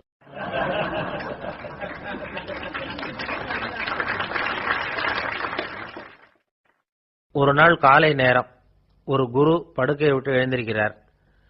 உடனே சீடர்களை பார்த்து எல்லாரும் இப்படி வாங்கங்கிறார். எல்லாரும் வர்றாங்க வேகமா. என்னங்க வேணும் உங்களுக்கு அப்படிங்கிற மாதிரி எல்லாரும் குருவை பார்த்தாங்க பயபக்தியோட. குரு அந்த சீடர்களை பார்த்து, இதை பாருங்க, இப்ப நான் ஒரு சிக்கலான விவகாரத்தில் மாட்டிக்கிட்டு இருக்கிறேன், அதை நீங்க தீர்த்து வச்சா நல்லதுன்னார். சீடர்களுக்கு ஒன்றும் புரியல. என்ன இது இவர் இப்படி சொல்றாரு, நமக்குள்ள எல்லா விவகாரங்களையும் தீர்த்து வைக்கிறவர் நம்ம குருநாதர், அவருடைய விவகாரத்தை நாம தீர்த்து வைக்கிறதா, ஆச்சரியமா இருக்குதே, குருநாதருக்கே சிக்கலா அப்படின்னு யோசனை பண்ண ஆரம்பிச்சாங்க. இருந்தாலும் ரொம்ப பணிவா கேட்டாங்க, சுவாமி உங்களுக்கே சிக்கலா, இந்த உலகத்து சிக்கல்களுக்கும் சிரமங்களுக்கும் அப்பாற்பட்டவர் அல்லவா தாங்கள், அப்படிப்பட்ட உங்களுக்கு சிக்கல்னா அது எப்படி அப்படின்னாங்க. எனக்கு ஏற்பட்டிருக்கிற சிக்கல் அவ்வளவு பெருசு, ரொம்ப பெரிய விவகாரம் அது அப்படின்னார் குரு. கொஞ்சம் விவரமா சொல்லுங்க அப்படின்னாங்க இவங்க. இப்ப அந்த குரு விவரத்தை சொன்னார். அதாவது நேற்று ராத்திரி நான் ஒரு கனவு கண்டேன். அந்த கனவுல நான் ஒரு பட்டாம்பூச்சியா மாறிட்டேன். அப்படி மாறி ஒவ்வொரு மலரா பறந்து போய் உட்காந்து தேன் சாப்பிட்டேன் அப்படின்னார். சீடர்கள் இதை கேட்டதும் ரொம்ப திகைச்சு போயிட்டாங்க. என்ன இது, இது ஒரு பெரிய பிரச்சனையா, ஒரு சாதாரண கனவு கண்டதுக்காகவா இந்த காலை வேளையில நம்மளை எல்லாம் குருநாதர் இவ்வளவு அவசரமா கூப்பிட்டுருக்கார் அப்படின்னு நினைச்சாங்க. இருந்தாலும் கேட்டாங்க, இதுல என்ன சிக்கல் சுவாமி, கனவுங்கிறது எல்லாருக்கும் வரத்தானே செய்யும் அப்படின்னார் ஒரு சீடர். சீடர்களே, பிரச்சனை அது இல்லை. நான் இன்னைக்கு காலையில கண்ணு முழிச்சு பார்த்தப்போ நான் நானாக மறுபடியும் மாறிட்டேங்கிறத தெரிஞ்சுக்கிட்டேன். இதுல சிக்கல் என்னன்னா, இப்ப அந்த பட்டாம்பூச்சி தான் நானா ஆயிட்டதாக கனவு கண்டுகிட்டு இருக்கா அப்படிங்கிறது தான். ஒரு மனுஷன் பட்டாம்பூச்சி ஆகிறதாக கனவு காண முடியுங்கிறப்போ அந்த பட்டாம்பூச்சியும் மனுஷனா ஆகிறதாக கனவு காண முடியும் இல்லையா? இப்ப எனக்கு யதார்த்த நிலை தெரியணும், எது நிஜம்னு தெரியணும். நேத்து ராத்திரி நான் கண்டது கனவா அல்லது இது பட்டாம்பூச்சி கண்டுகிட்டு இருக்கிற கனவா? இதுதான் குரு கேட்ட கேள்வி. இதை கேட்டதும் சீடர்கள் ரொம்ப குழம்பி போயிட்டாங்க. சுவாமி, இதுவரைக்கும் நாங்க தூங்குறப்ப பாக்குறது கனவுன்னும் மூழ்கிட்டு இருக்கிறப்ப பாக்குறது நனவுன்னு நம்பிட்டு இருக்கிறோம். இப்போ எங்களை ரொம்ப குழப்பிட்டீங்க. இதுக்கு பதில் சொல்ல எங்களுக்கு சக்தி இல்லை அப்படின்னு சொல்லிவிட்டாங்களாம். அதுக்கப்புறம் அந்த குரு சொன்னாராம், நினைவு தான் முக்கியமான அம்சம். முடிவு கட்டம்னா பகலின் நினைவுகளை விட இரவின் கனவுகளே ரொம்ப உண்மை. ஒருத்தன் தூங்க போனா தூங்கிக்கிட்டே இருந்தா அவன் காணும் கனவு பொய்ங்கிறத அவன் உணர மாட்டான். ஒவ்வொரு கனவும் காணும் பொழுது அது ரொம்ப உண்மையா தான் தெரியுது. ஒரு கனவு கூட உண்மை இல்லைன்னு கனவுல தோன்றுவதே இல்லை அப்படின்னார் குரு. அகில வாழ்வு அத்தனையும் சொற்பனம் கண்டாய் அப்படிங்கிறார் தாயுமானவர். ஆகையினால நம்ம கனவுலேருந்து நாம என்னைக்கு முழிச்சுக்க போறோம் அப்படிங்கிறது தான் ஒரு முக்கியமான கேள்வி. ஒருத்தர் வந்தார், காலில் கட்டோட வந்தார். என்னங்க காலில் கட்டுன்னு? சார், நேற்று ராத்திரி தூக்கத்துல எங்க வீட்டு கூரையில ஏணியை சாத்தி வச்சு இறங்கினப்போ வழுக்கி விழுந்து காலை உடைச்சுக்கிட்டேன்னார். உங்க வீட்டில தான் ஏணியே கிடையாது சார் அப்படின்னு. உண்மைதான் சார், நான் கீழே விழுந்து முழிச்சுக்கிட்டதுக்கு அப்புறம் தானே ஏணி இல்லைங்கிறது எனக்கு ஞாபகம் வந்தது அப்படின்னார்.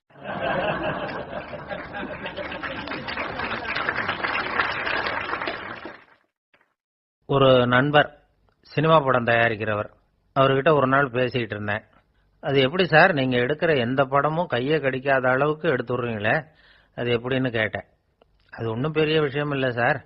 பெண்களுக்குன்னு சில உருக்கமான காட்சிகள், இளைஞர்களுக்குன்னு சில நடனங்கள், அடிதடி காட்சிகள், அப்புறம் வயசானவங்களுக்குன்னு சில ஆன்மீக காட்சிகள், சின்ன பிள்ளைங்களுக்கு சிரிப்பு, இப்படி எல்லாமும் சேர்த்து நான் படம் எடுக்கிறேன். மசாலா படம்னு பேரு. இது ரொம்ப பெருசா இல்லைன்னாலும் ஓரளவுக்கு சுமாரா ஓடிரும், கையை கடிக்காது அப்படின்னார். இது ஒரு உத்தி. சில பத்திரிகை ஆசிரியர்களும் இந்த உத்தியை கையாளுறது உண்டு.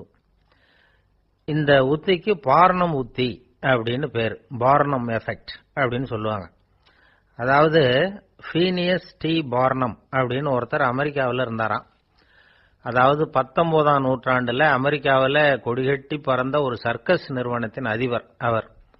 இந்த உலகத்துல ஒவ்வொரு நிமிஷமும் ஒரு ஏமாளி பிறந்துகிட்டே இருக்கிறான் அப்படிங்கிறது அவருடைய சித்தாந்தம். ஒவ்வொருத்தரையும் திருப்திப்படுத்துற அளவுக்கு அம்சங்களை கொஞ்சம் கொஞ்சமா கலந்து கேளிக்கை நிகழ்ச்சிகளை நடத்தினதுதான் அவருடைய மகத்தான வெற்றிக்கு காரணம். அதனால அந்த உத்தியை யாரு கடைபிடிச்சாலும் சரி, அதுக்கு பார்னம் உத்தி அப்படின்னு பேர் வந்துட்டுது. ஜோசியம் சொல்றவங்களுக்கும் இந்த உத்தி தான் கை கொடுக்குது. ஒரு விஷயத்த ஒருத்தருடைய கோள் நிலைகள் அல்லது கையெழுத்து நிரூபிக்கிறதாக அவர்கிட்ட சொன்னா அதை அவர் நம்பிவிடுவார். ஆனா அந்த விஷயம் நல்லதா இருக்கணும், நேர்மையானதா இருக்கணும், அதாவது பாசிட்டிவா இருக்கணும். 8ஆம் இடத்துல குரு, 9ஆம் இடத்துல சனி, நீங்க ஒரு பெரிய மேதை தான் அப்படின்னு சொல்லுவாங்க. கேட்கறவங்களுக்கு அதை மறுக்கிறதுக்கு மனசு வராது.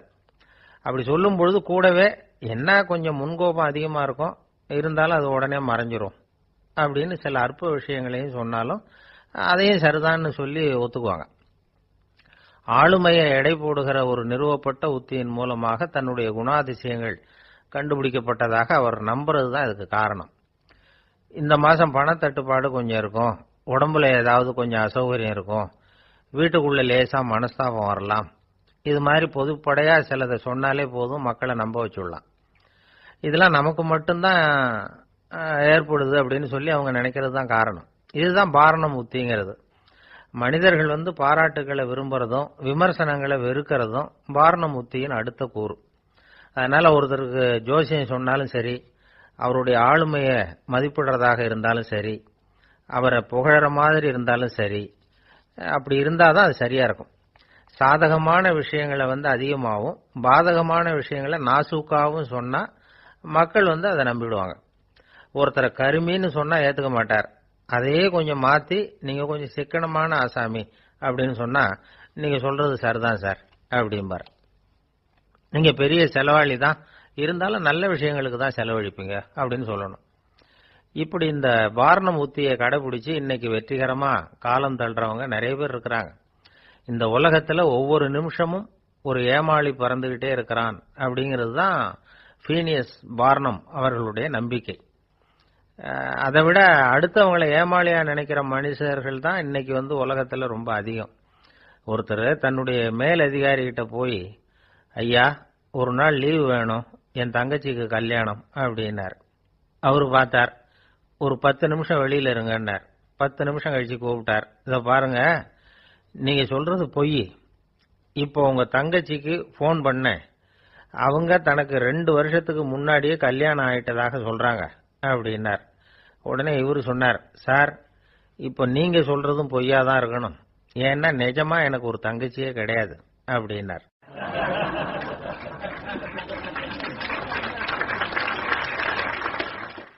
ஒரு பெரிய அரசன் இந்த உலகம் பூராவையும் ஆண்டுகிட்டு இருந்தான்.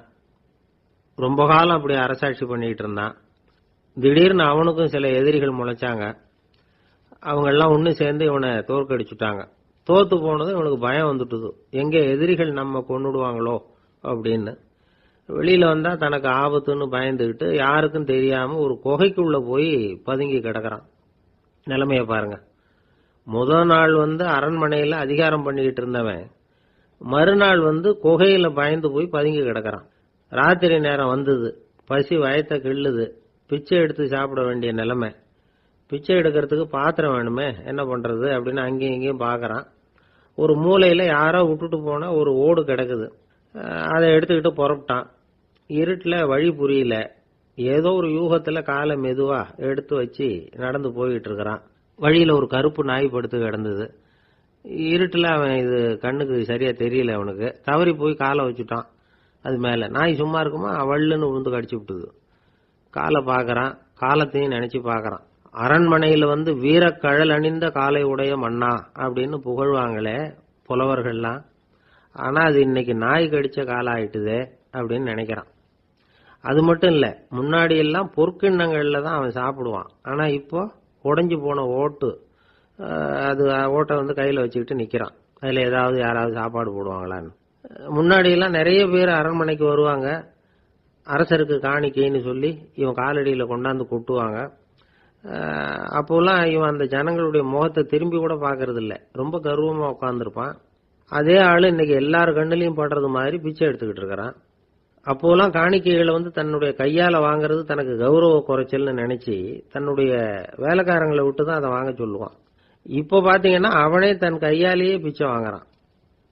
நினைச்சு பாருங்க, அந்த மனுஷன் முத நாள் அரசன், மறுநாள் பிச்சைக்காரன். எவ்வளவு வித்தியாசம்! செல்வம் தான் இப்படி ஒரு வித்தியாசம் ஏற்படுறதுக்கு காரணம். அப்படிப்பட்ட செல்வம் வாழ்க்கையை நடத்துறதுக்கு நமக்கு தேவைதான். ஆனா அதையே நாம அடைய வேண்டிய பயனா நினைக்கிறோம் பாருங்க, அதுதான் வேடிக்கை.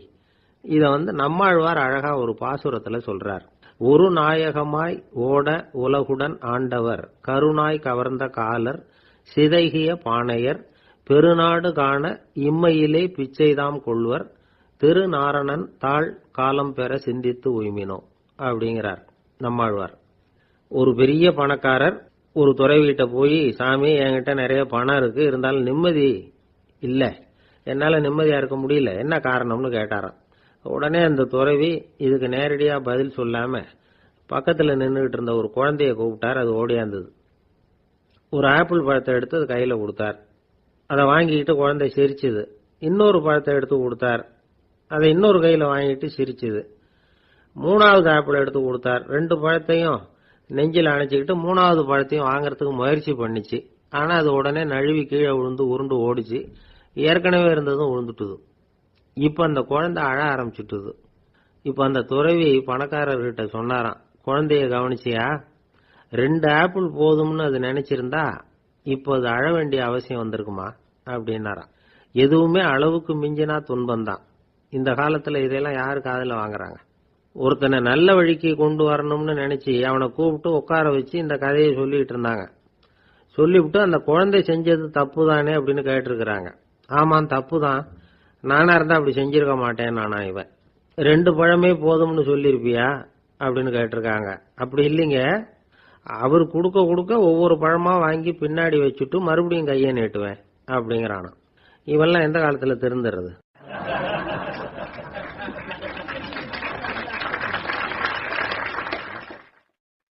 எனக்கு அதிர்ஷ்டமே இல்ல சார் அப்படின்னாரு ஒருத்தர். ஏன் அப்படி சொல்றீங்கன்னு கேட்டோம்.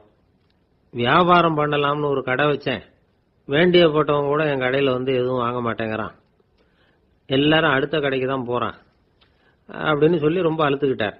இதுக்கு போய் அதிர்ஷ்டம் இல்லைன்னு சொல்லாதீங்க, வாடிக்கையாளர்களை கவர்றது எப்படிங்கிறது உங்களுக்கு தெரியல, அதுதான் குறை அப்படின்னும். சார் உங்களுக்கு தெரிஞ்ச அந்த ரகசியத்தை எனக்கும் கொஞ்சம் சொல்லி கொடுங்களேன் அப்படின்னார். சரி உங்க காதை இப்படி கொடுங்க அப்படின்னு சொல்லி அது சம்பந்தமா பெரிய வல்லுநர்கள் சொல்லி இருக்கிற கருத்துக்களை அவர்கிட்ட சொல்ல ஆரம்பிச்சோம். அதாவது இந்த வாடிக்கையாளர்களை கவர்றதுக்கு வல்லுநர்கள் பல ஆலோசனைகளை ஏற்கனவே சொல்லி வச்சிருக்கிறாங்க. அது சம்பந்தமா அனுபவப்பட்டவங்க, அதை தெரிஞ்சு வச்சுக்கணும். அதாவது கடை வச்சிருக்கிறவங்க எல்லாரும் இதை கொஞ்சம் காதுல வாங்கி வச்சுக்கணும். எதை இப்ப சொல்ல போறத எப்பவும் பணத்தை சம்பாதிக்கிறதுலயே குறியா இருக்கக்கூடாதான். அதை விட முக்கியமா நீங்க சம்பாதிக்க வேண்டியது வாடிக்கையாளர்களுடைய மன நிறைவு. வர்றவங்க திருப்தியோட போகணும், அது முக்கியம். அதுல கவனமா இருக்கணும். கடைக்கு வர்ற ஒருத்தர் ஏதாவது ஒரு குறை சொல்றாருன்னு வச்சுங்க, அதை அலட்சியப்படுத்தக்கூடாது. ரொம்ப அக்கறையோட அதை காது கொடுத்து கேட்கணும். அப்படியா சார், அதை நான் அவசியம் கவனிக்கிறேன் அப்படின்னு சொல்லணும். ஒருத்தர் வரார், சார் நேத்திக்கு உங்க கடையில இதை நான் வாங்கிட்டு போனேன், வீட்டில் இது வேணான்னு சொல்லிவிட்டாங்க, திருப்பி கொடுக்கறதுக்காக தான் வந்திருக்கிறேன் அப்படின்னு சொல்லி திருப்பி கொடுக்கறார். உடனே நீங்க முகம் சுளிக்க கூடாது, எரிச்சல் படக்கூடாது. வழக்கம் போல நிதானமா முகம் அலர்ச்சியோட அதை திருப்பி வாங்கிக்கணும். இவ்வளவு ரூபாய்க்கு சாமான் வாங்கினா இந்த ஸ்பூன் அன்பளிப்பு, இப்படி ஏதாவது கொடுக்கலாம். பண்டிகை காலங்கள்லயும் பொருள்கள் வாங்குறவங்களுக்கு இப்படி ஏதாவது பொருத்தமா ஒரு அன்பளிப்பு கொடுக்கலாம். நீங்க கொடுக்கறது ஒரு சர்வசாதாரணமான பொருளா இருந்தா கூட அது வாங்குற ஒரு மனசுல ஒரு மகிழ்ச்சியை ஏற்படுத்தும். எதுவும் உங்களால கொடுக்க முடியலன்னா உங்க முகம் நிறைஞ்ச சிரிப்பையாவது கொடுங்க, அது போதும். உங்க கடையில் இல்லாத ஒரு பொருளை வாடிக்கையாளர் கேட்கிறார், உடனே இல்லைன்னு முகத்தில் அடிச்சது மாதிரி சொல்லிடக்கூடாது. கொஞ்சம் உட்காருங்க சார் அப்படின்னு சொல்லி உங்க பணியாளர் யாரையாவது அனுப்பி வெளியில இருந்து வாங்கிட்டு வர சொல்லி அவர்கிட்ட கொடுக்கலாம். சில பேர் உங்க கடைக்கு வரும்பொழுது அவங்க வீட்டு குழந்தைகளையும் கூப்பிட்டுக்கிட்டு வர்றாங்கன்னு வைங்க. நீங்க என்ன செய்யணும்னா அந்த குழந்தைகளை முதல்ல கவனிக்கணும். அது கண்ணத்தை கிள்ளணும், அதுகிட்ட விளையாடணும், அதுக்கு ஏதாவது மிட்டாய் பிஸ்கட் எதையாவது கொடுத்து அது கவனத்தை கவரணும். அதுக்கப்புறம் பெரியவங்களை கவனிக்கலாம். உங்க கடையில வேலை செய்யற பணியாளர்கள் சுத்தமா இருக்கணும், சிரிச்ச முகம், சுறுசுறுப்பு, இது ரெண்டும் அவங்களுக்கு தேவை. அழுது வடிஞ்சிட்டு இருக்கக்கூடாது. அப்புறம் இன்னொரு விஷயம், அதிகமா பொருள் வாங்குற ஒருத்தர்கிட்ட அதிக மரியாதையாகவும் குறைச்சலா பொருள் வாங்குறவர்கிட்ட வேற விதமாகவும் நடந்துக்க கூடாது. எல்லாருக்கிட்டையும் சமமா நடந்துக்கணும். 5 ரூபாய்க்கு வாங்கினாலும் சரி, 500 ரூபாய்க்கு வாங்கினாலும் சரி, அவங்க கிட்ட நீங்க காட்டுற மரியாதையில வித்தியாசம் இருக்கக்கூடாது. எல்லாத்துக்கும் மேல உங்க கடையில ஒரு பொருள் வாங்கினா அது உண்மையானதா இருக்கும், தரமுள்ளதா இருக்கும் அப்படிங்கிற நினைப்பு ஜனங்களுக்கு வரணும். அதனால தரமான பொருளையே நீங்க உங்க கடையில வச்சிருக்கணும். இது வரைக்கும் நான் சொன்னதையெல்லாம் கவனத்துல வச்சுக்கிட்டு நீங்க கடையை ஆரம்பிச்சீங்கன்னா வியாபாரம் பிச்சுக்கிட்டு போகும். அப்படி போகலன்னா அதுக்கப்புறம் கேளுங்க. ஏன்னா இந்த யோசனைகள்லாம் அனுபவப்பட்டவங்க சொல்லி இருக்கிற யோசனைகள். இந்த யோசனைகள்ல நீங்க எச்சரிக்கையா இருக்க வேண்டிய ஒரு விஷயம் உண்டு. அது என்னங்கிறதையும் தெரிஞ்சு வச்சுக்கிறது நல்லது. என்னுடைய நண்பர் ஒருத்தர் வந்தார். சார் உங்க யோசனையை கேட்டதுனால நான் ஒரு அறை வாங்கினதுதான் மிச்சம்னார். என்ன ஆச்சுன்னு கேட்டேன். எங்க கடைக்கு ஒரு பெரிய அம்மா குழந்தைய தூக்கிட்டு வந்தாங்க சார்.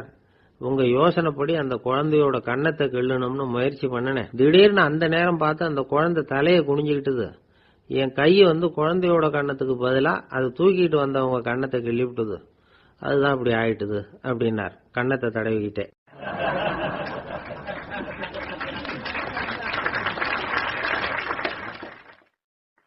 கடற்கரை ஓரமா ஒரு பெரியவர் கையால மணலை கீறிக்கிட்டே உட்காந்துருக்கிறார். என்னத்தையும் தேடிட்டு இருக்கிறது மாதிரி தெரிஞ்சுது. மெதுவா கிட்டத்துல போய் என்னத்தை தேடிட்டு இருக்கிறீங்க அப்படின்னு கேட்டோம். அவரு சாவகாசமா நிமிந்து பார்த்து நிம்மதியை தேடிட்டு இருக்கிறேன்னார். நாங்க ஒரு மாதிரி ஆயிட்டோம். இருந்தாலும் சமாளிச்சுக்கிட்டு, சார் மணல்ல கிழிஞ்சல் தான் கிடைக்கும், நிம்மதி கிடைக்காது அப்படின்னோம்.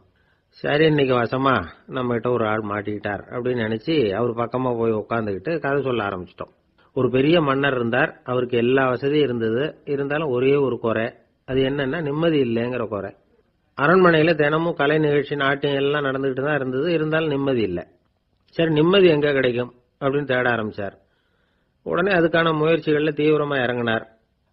நாட்டில் உள்ள தத்துவ மேதைகளை எல்லாம் கூப்பிட்டுட்டு வர சொன்னார். எல்லாரும் சேர்ந்தாங்க. அவங்கள பார்த்து நிம்மதி எங்க இருக்குது அப்படின்னு விசாரிச்சார். அவங்களுக்கு அது தெரிஞ்சா ஏன் இப்படி ராஜா முன்னாடி நின்றுட்டு இருக்க போறாங்க? ராஜாவோட கேள்விக்கு ஒவ்வொருத்தரும் ஒவ்வொரு மாதிரி விளக்கம் கொடுக்க ஆரம்பிச்சிட்டாங்க. எந்த பதிலும் ராஜாவுக்கு திருப்தி அளிக்கக்கூடிய அளவுக்கு இல்லை. சரி போயிட்டு வாங்கன்னு சொல்லி அவங்கள எல்லாம் அனுப்பி வச்சுட்டார். ஒரு நாள் அவர் மாளிகையில உப்பரிகையில நின்றுட்டு இருக்கிறார். அந்த சமயத்துல தெருவில் ஒரு பிச்சைக்காரன் ரொம்ப உல்லாசமா பாட்டு பாடிக்கிட்டே போயிட்டு இருக்கிறான். குரல்ல ஒரு சந்தோஷம், நடையில ஒரு மிடுக்கு. அவங்ககிட்ட கொஞ்சம் கூட கவலை இருக்கிறதா தெரியல. உடனே ராஜா அதை பார்த்தார். ஏவலாளிகளை வந்து கைதட்டி கூப்பிட்டார். உடனே ஓடி போய் அந்த பிச்சைக்காரனை இங்க அழைச்சிட்டு வாங்கன்னு உத்தரவு போட்டார். இவங்க உடனே ஓடி போய் அவனை கூப்பிட்டாங்க. அரண்மனைக்கு வாழ்ந்தாங்க. அவன் வரல. அரண்மனைக்குள்ள அடி எடுத்து வைக்க மாட்டேன்னு சொல்லிவிட்டான். ராஜா கிட்ட வந்து விஷயத்தை சொன்னாங்க. அவருக்கு ரொம்ப ஆச்சரியம், இப்படி ஒரு ஆள் இருக்கிறானா அப்படின்னு. சரி, அவன் என்னதான் சொல்றான் அப்படின்னு விசாரிச்சார். இவங்க மறுபடியும் தெருவுக்கு போய் கேட்டாங்க. என்ன பார்க்கணும்னா ராஜா விருப்பப்பட்டாருன்னா அவரை வேணும்னா இங்க வர சொல்லுங்க அப்படின்னு சொல்லிவிட்டான். அதை வந்து ராஜா கிட்ட சொன்னாங்க. அவருக்கு கோபம் வரல. இவ்வளவு சுதந்திர உணர்வோட இருக்கிறவன் சாதாரண ஆளா இருக்க முடியாது அப்படின்னு நினைச்சார். உடனே கிடுகிடுன்னு இறங்கி தெருவுக்கு வந்தார். பிச்சைக்காரங்கிட்ட போனார். நீ கவலைப்படாம சந்தோஷமா பாடிட்டு போறியே, அது எப்படி முடியுது உன்னால அப்படின்னு கேட்டார். ஏன் அப்படி கேக்குறீங்கன்னு அவன், அதுக்கு இல்ல, எனக்கு அரண்மனையில எவ்வளவோ சுகபோகங்கள்லாம் இருக்கு, இருந்தாலும் நிம்மதி இல்ல. இது ஏன்னு எனக்கு தெரியல. இந்த தேசத்துல உள்ள அறிஞர்களை எல்லாம் கூப்பிட்டு கேட்டு பார்த்துட்டேன், அவங்களுக்கும் தெரியல. உன்னை கேட்டா தெரியும்னு நினைச்சேன், அதனாலதான் சந்திக்கிறதுக்கு ஆசைப்பட்டேன். ஆனா நீ வரமாட்டேன்னு விட்டியே அப்படின்னார். பிச்சைக்காரன் கடகடன்னு சிரிக்க ஆரம்பிச்சுட்டான். மகிழ்ச்சிக்கும் உங்களுக்கும் தடையா இருக்கிறது இந்த மாளிகை தான். இதை விட்டுட்டு வெளியில வந்துட்டா நிம்மதி தேடிட்டு வந்துரும்னா. நான் அரசன், எனக்குன்னு கடமைகள் இருக்கு, அதையெல்லாம் விட்டுட்டு எப்படி வர முடியும்னார் ராஜா. ரெண்டும் ஒரே நேரத்துல கிடைக்கணுங்கிறது முடியாத காரியம். உங்க சுகபோகத்துக்கு விலையாதான் உங்க நிம்மதியை கொடுத்துக்கிட்டு இருக்கிறீங்க. என்ன பாருங்க, என்கிட்ட எதுவும் இல்ல, அதனால எதுவும் போயிடுமோங்கிற பயமும் இல்ல, நிம்மதியா இருக்கிறேன் அப்படின்னா அவன். ராஜா உடனே சந்தோஷப்பட்டு தன்னுடைய மேலங்கியை எடுத்து அவனுக்கு பரிசா கொடுத்தாராம். அவன் சிரிச்சுக்கிட்டே அதை வாங்க மாட்டேன்னு விட்டானான்.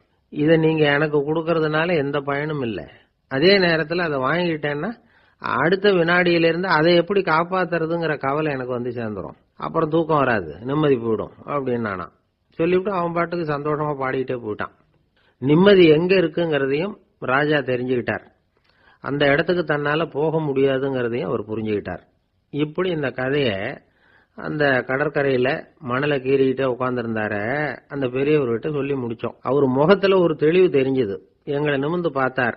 ரொம்ப நன்றிங்க, இப்ப எனக்கு தெரிஞ்சு போச்சு, நிம்மதி வேணும்னா அதுக்கு என்ன பண்ணணும்னு இப்ப நல்லா புரிஞ்சுக்கிட்டேன் அப்படின்னார். என்ன புரிஞ்சுக்கிட்டீங்கன்னு கேட்டோம். இனிமே இந்த பக்கம் வந்தா உங்க கண்ணுல படாத இடமா பார்த்து உட்காரணும்னு புரிஞ்சுக்கிட்டேன் அப்படின்னார்.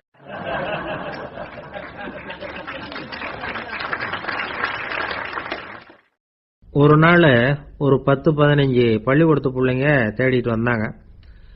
உங்களை பார்த்துட்டு தான் போகணும், அதுக்காக தான் வந்திருக்கோம்னாங்க. என்ன விஷயம்னு கேட்டோம். நாங்கள்லாம் கூடி ஒரு முடிவு பண்ணியிருக்கிறோம், அதை உங்ககிட்ட சொல்லணும் அப்படின்னாங்க. அதுவும் ஒரு வாண்டு பையன் அதை சொன்னான். என்ன முடிவு அது அப்படின்னு கேட்டோம் ரொம்ப ஆர்வமா. அதை இப்போ சொல்ல மாட்டோம், எங்களுக்கு பிடிக்கிற மாதிரி ஏதாவது ஒரு தகவல் சொன்னால் அதுக்கப்புறம் நாங்கள் அதை சொல்கிறோம் அப்படின்னா அந்த வாண்டு பையன்.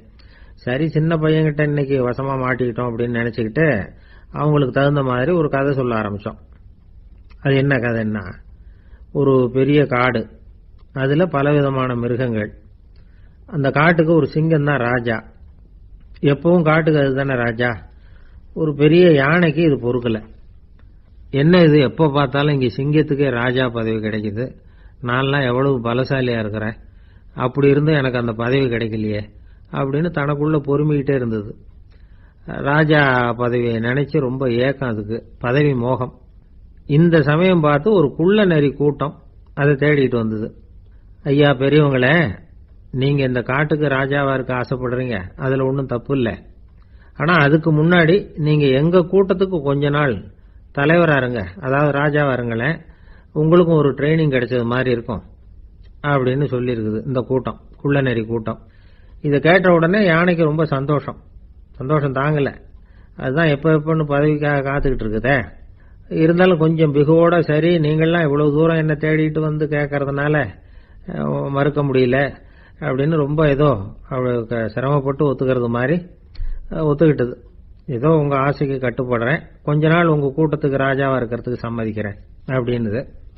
உடனே அந்த யானை வந்து ராஜ நட போட ஆரம்பிச்சுட்டுது. யானை சாதாரணமா நடந்தாவே எப்படி இருக்குங்கிறது நமக்கு தெரியும், அதுவே ராஜ நடந்தா எப்படி இருக்கும் கற்பனை பண்ணி பாருங்க. யானை முன்னாடி கம்பீரமா போய்கிட்டு இருக்குது, தலைவர் இல்லையா, அதனால குள்ள நரிகள்லாம் ரொம்ப அடக்கமா அது பின்னாடி அணிவகுத்து போயிட்டு இருக்குது. ராஜா வாழ்க மன்னர் வாழ்க அப்படின்னு கோஷம் வேற. யானைக்கு தலைகால புரியல, அவ்வளவு சந்தோஷம். அந்த யானைக்கு செருக்கு ஆணவம் எல்லாம் ஏற்பட்டு போச்சு. அதுக்கப்புறம் அது தரையை பார்க்குமா, நிமிர்ந்து நடக்க ஆரம்பிச்சுட்டுது. தரையை பார்க்கறதே இல்லை. அப்படி போயிட்டு இருக்கிறப்போ ஒரு சதுப்பு நிலத்துல திடீர்னு காலை வச்சுட்டுது. அவ்வளவுதான், கால் உள்ள போட்டுது. இன்னொரு காலை எடுத்து வச்சது, அதுவும் உள்ள போட்டுது. அந்த 2 காலையும் எடுக்கிறதுக்காக அடுத்த 2 காலையும் அழுத்துச்சு, அதுவும் உள்ள போக ஆரம்பிச்சுட்டுது. இப்ப 4 காலம் வசமா சேத்துல அழுந்தி போச்சு, எடுக்க முடியல. குள்ள நரிகள்லாம் அதை சுத்தி சுத்தி வந்தது. சிலது சுத்தி நின்று டான்ஸ் ஆட ஆரம்பிச்சுட்டுது யானையை பார்த்துட்டு. இதை யானை பார்த்தது. என்ன இது தலைவர், நான் தவிச்சுக்கிட்டு இருக்கிறேன், தொண்டர்கள்லாம் சுத்தி நின்று வேடிக்கை பார்த்துக்கிட்டு இருக்கிறீங்க, டான்ஸ் ஆடுறீங்க அப்படின்னு கேட்டுதான். தொண்டர்களே, தலைவர் நான் தவிச்சுக்கிட்டு இருக்கிறது உங்களுக்கு தெரியலையா? இப்ப உடனே உங்க தலைவரை காப்பாற்ற வேண்டியது உங்க கடமை இல்லையா அப்படின்னு கத்துச்சான் அந்த யானை. குள்ள நரிகள்ல ஒண்ணு முன்னாடி வந்து நின்று அந்த யானையை பார்த்துதான், தலைவரே, எங்களுக்கு ரொம்ப நாளா ஒரு ஆசை, அந்த ஆசையை நிறைவேற்றிக்கிறதுக்காகத்தான் உங்களை எங்க தலைவரா ஏத்துக்கிறோம்னு சொன்னோம் அப்படின்னு தான். என்ன ஆசைன்னு கேட்டிருக்கு யானை. யானை கறி சாப்பிட்டு பார்க்கணுங்கிறது எங்களுக்கு ரொம்ப நாள் ஆசை, அது இன்னைக்குதான் நிறைவேற போகுது அப்படின்னு தான் அந்த நரி. இதை கேட்ட உடனே அந்த யானை அப்படியே மூர்ச்சி ஆயிட்டு தான். நரிகள்லாம் அது மேல ஏறி குதற ஆரம்பிச்சுட்டு தான். பதவி மேல இருந்த பேராசை அந்த பலசாலியான யானையே மாட்டி விட்டுட்டு பாத்தீங்களா அப்படின்னு சொல்லி முடிச்சோம் இந்த கதையை அந்த சின்ன பிள்ளைங்க கிட்ட. சரிங்க, இப்ப நாங்க உங்களை தேடி வந்த விஷயம் என்னங்கறத சொல்லவா அப்படின்னா ஒரு வாண்டு பையன். சீக்கிரம் சொல்லு தம்பி, சஸ்பென்ஸ் தாங்கல அப்படின்னும். அவன் மெதுவா எங்களை பார்த்து சொல்றான், எங்களுக்கு கொஞ்ச நாள் நீங்க தலைவரா இருந்தா தேவல அப்படின்னா.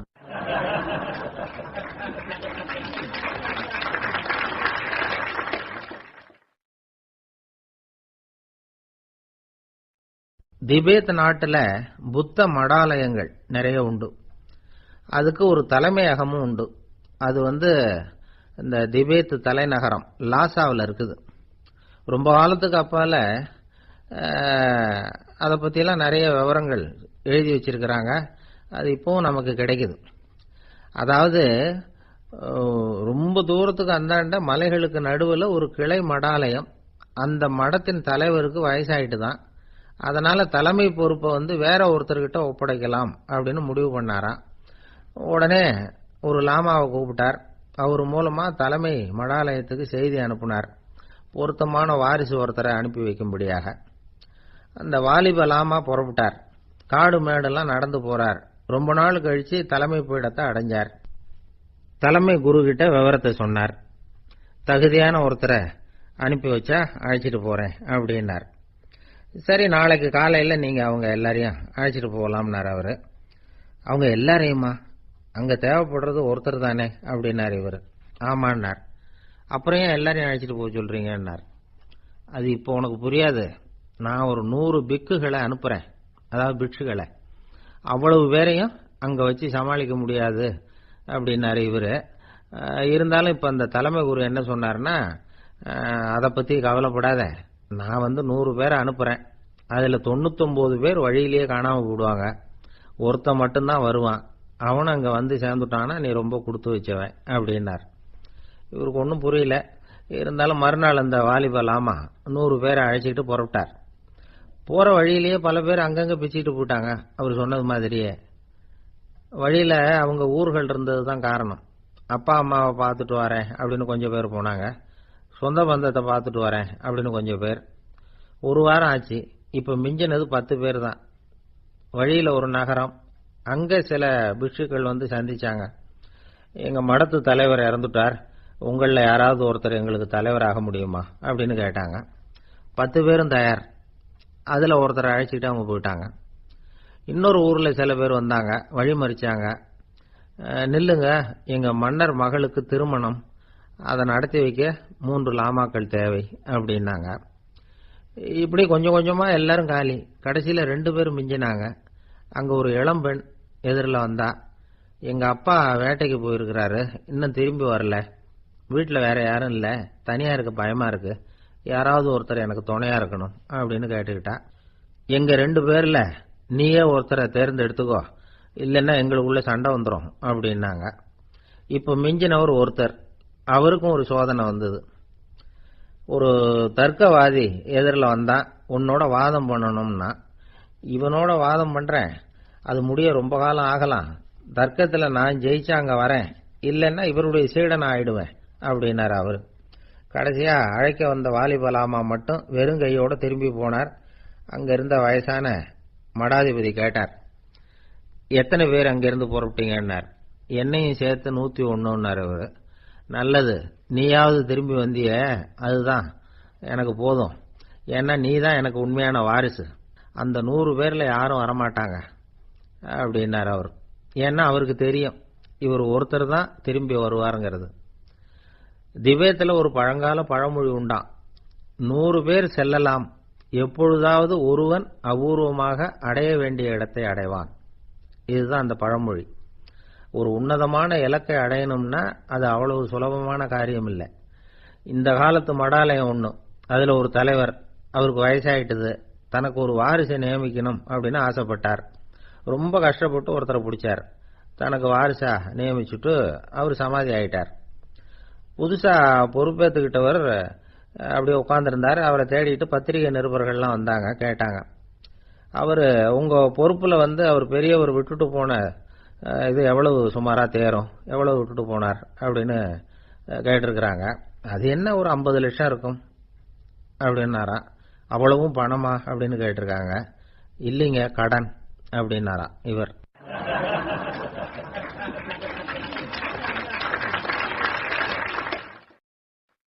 உங்க மேல எனக்கு அளவு கடந்த அன்பு அப்படின்னு யாராவது சொன்னா அதை அலட்சியமா நினைச்சிடக்கூடாது. அது கொஞ்சம் சீரியஸான விஷயம். அளவுக்கு மிஞ்சினா எதுவுமே இடைஞ்சல் தானே. அன்பும் அப்படிதான். அன்பு அதிகமா இருந்தா அது எப்படி கெடுதல் பண்ணும் அப்படிங்கிற சந்தேகம் உங்களுக்கு வரலாம். தசரதன் கதை என்னாச்சு? கைகேயி மேல வச்சு அளவு கடந்த அன்பு, ராமன் காட்டுக்கு போறாப்புல ஆயிட்டுது இல்ல. தசரதன் எப்பேற்பட்ட அரசன். விஸ்வாமித்திரர் சொல்றார், என்ன மாதிரி முனிவர்களுக்கும் தேவர்களுக்கும் ஏதாவது கஷ்டம் வந்தா முதல்ல முருகன் கிட்ட போவோம், அப்புறம் பரமசிவனை போய் பார்ப்போம், அதுக்கப்புறம் திருமால் கிட்ட போவோம், அப்புறம் பிரம்மன் இந்திரன் இவங்களெல்லாம் போய் பார்ப்போம், இவங்களால எல்லாம் முடியலன்னா கடைசியில் அயோத்திக்கு வருவோங்கிறார். உன்னை விட்டா வேற கதி உண்டோ அப்படின்னு தசரதனை பார்த்து விஸ்வாமித்திரரே சொல்றார். அப்பேற்பட்ட அரசன் தசரதன் கைகேயி காலில் விழறான். உன் பாதங்களை தொட்டு கெஞ்சி கேட்டுக்கிறேன், ராமனை காட்டுக்கு அனுப்பாதேங்கிறான். தசரதனுடைய இந்த நிலைமைக்கு என்ன காரணம்? அவன் கைகேயி மேல வச்ச அளவு கடந்த அன்புதான் காரணம். இப்ப சொல்லுங்க, அன்பா இருந்தாலும் அது அளவுக்கு மீறி போனா கெடுதல் பண்ணுமா பண்ணாதா? அது மட்டும் இல்ல, அளவு கடந்த அன்பு நீதிக்கும் நியாயத்துக்கும் புறம்பான காரியங்களையும் செய்ய வச்சிரும். தசரதன் மிகச்சிறந்த நீதிமான், தர்மத்துக்கு விரோதமா ஒரு காரியமும் செய்யாதவன். அப்பேற்பட்டவன் தன்னுடைய மனைவியை பார்த்து என்ன சொல்றான் தெரியுமா? உனக்காக நான் என்ன செய்யணும் சொல்லு, செய்யறேன். ஒரு குற்றமும் செய்யாத ஒருத்தனை கொல்லணுமா கொல்றேன். மரண தண்டனை விதிக்கப்பட்ட ஒருத்தனை விடுதலை செய்ய சொல்றியா செய்யறேன். எந்த பிச்சைக்காரனையாவது கோடீஸ்வரனாக சொல்றியா ஆக்குறேன், அல்லது கோடீஸ்வரனை பிச்சைக்காரன் ஆக்கணுமா ஆக்குறேன் அப்படிங்கிறான். நீதிக்கு விரோதமான இந்த பாவங்களை செய்யறதுக்கு அப்பேற்பட்ட அரசன் எப்படி துணிஞ்சான்? மனைவி பேர்ல வச்ச அளவு கடந்த அன்புதான் காரணம். திரிசூலம், வஜ்ராயுதம், வாள் இதுகளால தாக்கப்பட்டா கூட அதையெல்லாம் கொஞ்சம் கூட லட்சியம் பண்ணாத ஒருத்தன் காமதேவனுடைய மலர் அம்புகள் தாக்குனா அதை அவனால தாக்கு பிடிக்க முடியல, விழுந்துடுறான். காமதேவனுக்குள்ள மகிமையே அதுதாங்கிறார் துளசிதாசர். அதனாலதான் பெரியவங்கள்லாம் என்ன சொல்றாங்கன்னா, எதையும் அளவுக்கு மீறி செய்யாதேங்கிறாங்க. அப்பா, அம்மா, மனைவி, மக்கள் எல்லார் பேர்லயும் அன்பு அவசியம்தான். ஆனா அந்த அன்பு அறிவுக்கு புறம்பா இருக்கக்கூடாது, அளவுக்கு மீறி இருக்கக்கூடாது. அப்பதான் வாழ்க்கை சுகமா இருக்கும், இல்லைன்னா அவஸ்தை தான். அளவுக்கு மீறின அன்புங்கிறது புரியுது, அது சரி. அறிவுக்கு புறம்பான அன்புங்கிறது எப்படி? ஒரு தாய்க்கு ஜலதோஷம் அல்லது ஏதோ ஒரு தொற்று நோயின்னு வச்சுங்களேன். அந்த அம்மாவுக்கு தன்னுடைய குழந்தை பேர்ல அளவு கடந்த அன்பு. தனக்கு நோய் இருக்கு, அது அடுத்தவங்களுக்கு தொற்றக்கூடியது அப்படின்னு தெரிஞ்சிருந்தோம் அன்பை காட்டுறதுக்காக அந்த குழந்தைக்கு முத்தம் கொடுக்குறேன்னு தூக்கி வச்சுக்கிட்டு கொஞ்சம் ஆரம்பிச்சதுன்னு வச்சுங்க, அது நல்லா இருக்குமா? இதுதான் அறிவுக்கு புறம்பான அன்புங்கிறது. அது மாதிரி விலங்குகள்கிட்ட அன்பாயிருன்னு சொல்றோம், அதுக்காக புலிக்கு முத்தம் கொடுக்க முடியுமா? அப்படி கொடுத்தா அது அறிவுக்கு புறம்பான அன்பு. அதனால அன்பு கூட அறிவுபூர்வமா இருக்கணும் அப்படிங்கிறத இன்னைக்கு தகவல் மூலமா நாம புரிஞ்சுக்கணும். இந்த காலத்து காதலன் தன்னுடைய காதலிகிட்ட சொன்னானாம், இதை பாரு, உன் பேர்ல எனக்கு அளவு கடந்த அன்பு. உனக்கா என்ன செய்யணும் சொல்லு, செய்யறேன். நெருப்புல நடக்கணுமா நடக்கிறேன், நீர்ல குதிக்கணுமா குதிக்கிறேன், உயிரையே கொடுக்கணுமா கொடுக்கறேன் அப்படின்னா. சரி, வர்றேன் ஞாயிற்றுக்கிழமை சாயந்தரம் 6 மணிக்கு இதே இடத்துக்கு வாங்க அப்படின்னு அந்த பொண்ணு. இவன் கொஞ்சம் யோசனை பண்ணி பார்த்துட்டு, அன்னைக்கு மழை பெய்யாம இருந்தா வந்துடுறேன் அப்படின்னு. வயிறு பசிக்குதேங்கிறது சிலரோட கவலை, வயிறு பசிக்க மாட்டேங்குதே அப்படிங்கிறது சில பேரோட கவலை. 2 விதமான கவலைக்கும் வயிறு தான் காரணமா இருக்குது. வயிறு பசிச்சதுன்னா அது இயற்கை, வயிறு பசிக்கலைன்னா அது வியாதி. ஆனா பசியையும் நாம பசிப்பிணி அப்படின்னு தான் சொல்லுவோம். என்ன காரணம்? வியாதியை போக்க வேண்டியது எவ்வளவு முக்கியமோ அதை விட முக்கியம் பசியை போக்க வேண்டியது. ஒரு சமுதாயத்தில் பசிப்பிணியே இருக்கக்கூடாது, அதுதான் நல்ல சமுதாயம். பசியை போக்கணும்னா சாப்பாடு போடணும், பசியின்மையை போக்கணும்னா வைத்தியம் தான் பண்ணணும். இது சம்பந்தமா எவ்வளவோ ஆராய்ச்சிகள் நடக்குது, நிறைய மருந்து கண்டுபிடிச்சிருக்கிறாங்க. நம்ம உடம்புல பசியை தூண்டக்கூடிய பகுதி எது, இதை முதல்ல தெரிஞ்சுக்கணும் இல்லையா? நாம சாப்பிடுற ஆகாரம் செரிக்கிறதுக்கு எது காரணம் தெரியுமா? நம்ம மூளையோட பின்பகுதி தான் அதுக்கு காரணமா இருக்குதாம். மூளையின் பின்பகுதியில நரம்பு செல்களால் ஆன 2 வகையான ஆரக்சின்கள் தான் பசியை உண்டாக்குது அப்படின்னு கண்டுபிடிச்சிருக்கிறாங்க. 2 ஆய்வாளர்கள் இதை கண்டுபிடிச்சிருக்காங்க. அவங்க 2 பேரும் டெக்சாஸ் பல்கலைக்கழகத்தில் ஹார்வர்டு ஹக்ஸ் மருத்துவ கல்வி நிலையத்தில் பணிபுரிகிறவங்களாம். உண்பது தேவைங்கிறது உணரப்படும் போது மூளையின் அந்த குறிப்பிட்ட பகுதி ஆரக்சின் அப்படிங்கிற ஹார்மோன்களை சுரக்கும். அது பசி உணர்வை தூண்டும் அப்படிங்கிறது தான் அந்த ஆய்வாளர்களின் கண்டுபிடிப்பு. இந்த ஆரக்சின் வேற சில உயிரினங்கள்லயும் உண்டு. இப்ப எலிகள்ல கூட இது இருக்குது. அதனால எலிகளை வச்சு இது சம்பந்தமா ஆராய்ச்சி பண்ணாங்க. எலிகள் உடம்புல ஆரக்சினை செலுத்தி பார்த்தாங்க. உடனே என்னாச்சு தெரியுமா? அந்த எலியெல்லாம் பசியால துடிக்க ஆரம்பிச்சுட்டுது. எதையாவது தின்னு பசியை தீர்த்தா போதுங்கிற அளவுக்கு அந்த எலிகள்லாம் அல்லாட ஆரம்பிச்சுட்டுது. இயல்பா சாதாரணமா அந்த எலிகள் எவ்வளவு சாப்பிடுமோ அது மாதிரி 8 முதல் 10 மடங்கு அதிகமான ஆகாரத்தை 1 மணி நேரத்துக்குள்ள சாப்பிட்டு தீர்த்துட்டுதான். சில எலிகளின் மூளையில இந்த ஆரக்சின் அளவை கட்டுப்படுத்தி பார்த்திருக்கிறாங்க. உடனே என்னாச்சு தெரியுமா? அதெல்லாம் சாப்பாட்டை கண்டா முகத்தை திருப்பிட்டு போக ஆரம்பிச்சுட்டுதான். அந்த எலிகளுக்கு பசி எடுக்கலையா. இந்த ஆராய்ச்சியின் அடிப்படையில் பசியை எடுக்காமல் இருக்கிற மனிதர்களுக்கும் பசியை தூண்ட முடியும் அப்படின்னு சொல்லி ஆராய்ச்சியாளர்கள் தெரிவிச்சிருக்கிறாங்க. ஆக ஆரக்சின் தான் பசிக்கு காரணம்ங்கிறது தெரிஞ்சு போச்சு. சரி, இந்த ஆரக்சின் அப்படின்னா என்ன? அது ஒரு கிரேக்க சொல். அதுக்கு பசின்னு அர்த்தம். நம்ம ஆளுங்களுக்கெல்லாம் பசியை தூண்டுறதுக்கு மருந்து தேவையில்லை, பசியை குறைக்கிறதுக்கு தான் மருந்து தேவை. ஒரு அம்மா டாக்டரை தேடி வந்தாங்களாம். டாக்டர், எங்க வீட்டுக்காரருக்கு திடீர்னு அகோர பசி, நிறைய சமைச்சு போடுறேன், அவ்வளவையும் சாப்பிட்டுட்டு கீழே கிடக்கிற குப்பை கூலங்களையும் எடுத்து சாப்பிட ஆரம்பிச்சுடுறார், என்னன்னு கவனிச்சு பாருங்க அப்படின்னாங்களாம். எவ்வளவு நாளா அப்படி இருக்குதுன்னு கேட்டிருக்காரு டாக்டர். 1 வாரமா அப்படி இருக்குதுன்னாங்களாம். இவ்வளவு நாளா ஏன் சும்மா இருந்தீங்க, ஆரம்பத்திலேயே இங்க அழைச்சிட்டு வர வேண்டியது தானே அப்படின்னாராம் டாக்டர். அது ஒண்ணும் இல்லை டாக்டர், வீடு பூரா சுத்தமாகட்டுமேன்னு பார்த்துக்கிட்டு இருந்தேன் அப்படின்னாங்களாம் அந்த அம்மா.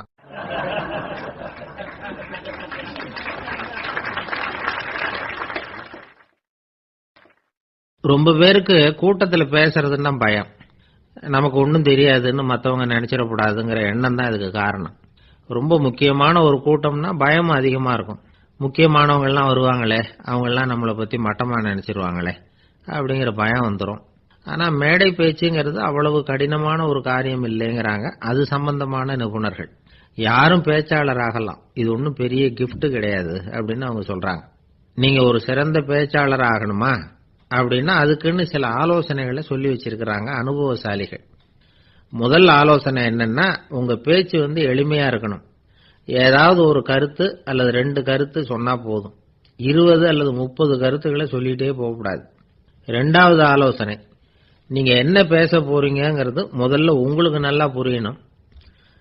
அதுக்கப்புறம் தான் அதை அடுத்தவங்களுக்கு புரிய வைக்க முடியும். எப்படி ஆரம்பிக்க போறோம், எந்த கருத்தை முக்கியமா வலியுறுத்த போறோம், எப்படி முடிக்க போறோம் அப்படிங்கறத முதல்ல நல்லா சிந்திச்சு மனசுல வச்சுக்கணும். கடைசியா என்ன சொல்றீங்களோ அதுதான் கேட்கறவங்க மனசுல நிக்கும்.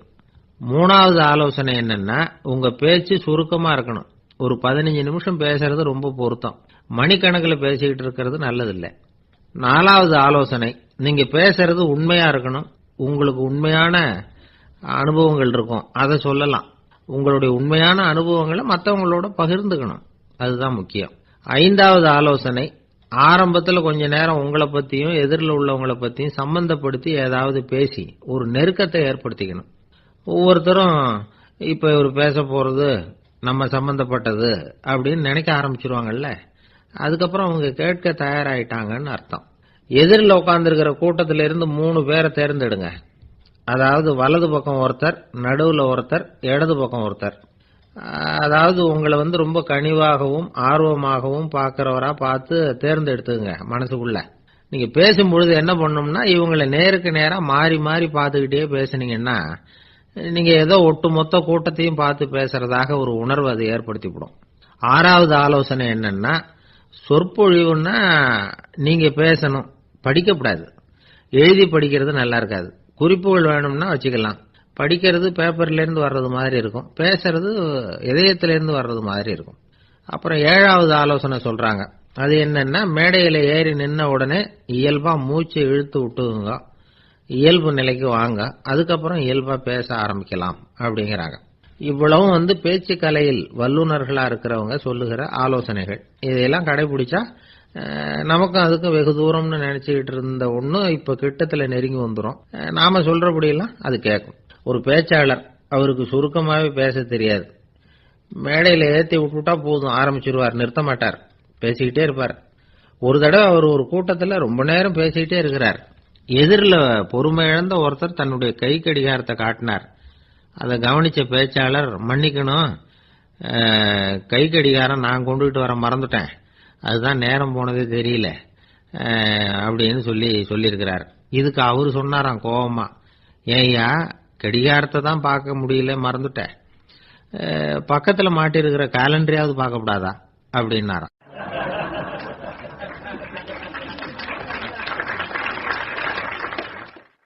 ஒரு ஆளு வேகமா நடந்து போய்கிட்டு இருந்தான்.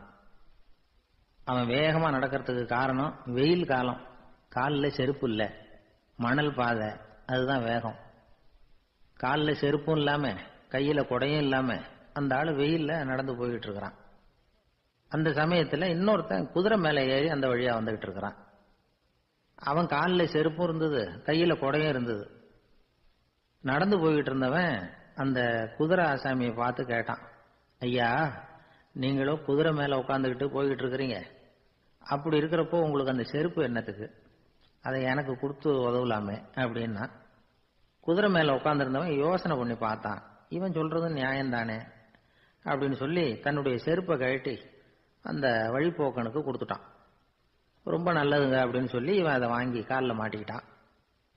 அதுக்கப்புறம் மறுபடியும் இவன் ஆரம்பிச்சான், ஐயா நீங்க குதிரையில போறதுனால போக வேண்டிய இடத்துக்கு வேகமா போய் சேர்ந்துருவீங்க, அதனால உங்க கையில் அந்த குடை என்னத்துக்கு, நான் நடந்து போயிட்டு இருக்கிறவன், ரொம்ப நேரம் நடக்க வேண்டியிருக்கும் இந்த வெயில்ல, அதனால அந்த குடையையும் எனக்கு கொடுங்களேன் அப்படின்னா. குதிரை வீரன் யோசனை பண்ணி பார்த்தான், இதுவும் நியாயம்தானே அப்படின்னு அவனுக்கு தோணுச்சு. உடனே இறக்கப்பட்டு தன் காலில் இருந்த செருப்பை கொடுத்தது மாதிரியே தன் கையில் இருந்த குடையையும் இவங்கிட்ட கொடுத்துட்டான். அதுக்கப்புறம் அவன் நிம்மதியா புறப்பட்டான். இப்ப மறுபடியும் கை தட்டி அவனை நிறுத்தினான். கீழே நின்றுட்டு இருந்தவன், என்னப்பா ஏன் என்ன நிறுத்தின, இன்னும் ஏதாவது வேணுமா உனக்கு அப்படின்னா குதிரையில இருந்தவன். இவன் மெதுவா வாயை திறந்து அந்த குதிரையையும் என்கிட்ட கொடுத்துருங்களேன்னா. அந்த குதிரை வீரன் இப்ப ஒரு கணம் யோசனை பண்ணி பார்த்தான். உடனே என்ன பண்ணான் தெரியுமா, தன்கிட்ட இருந்த குதிரை சவுக்கை எடுத்தான். குதிரை சவுக்கால அந்த ஆளை வாங்குவாங்கன்னு வீசி தள்ளிவிட்டான்.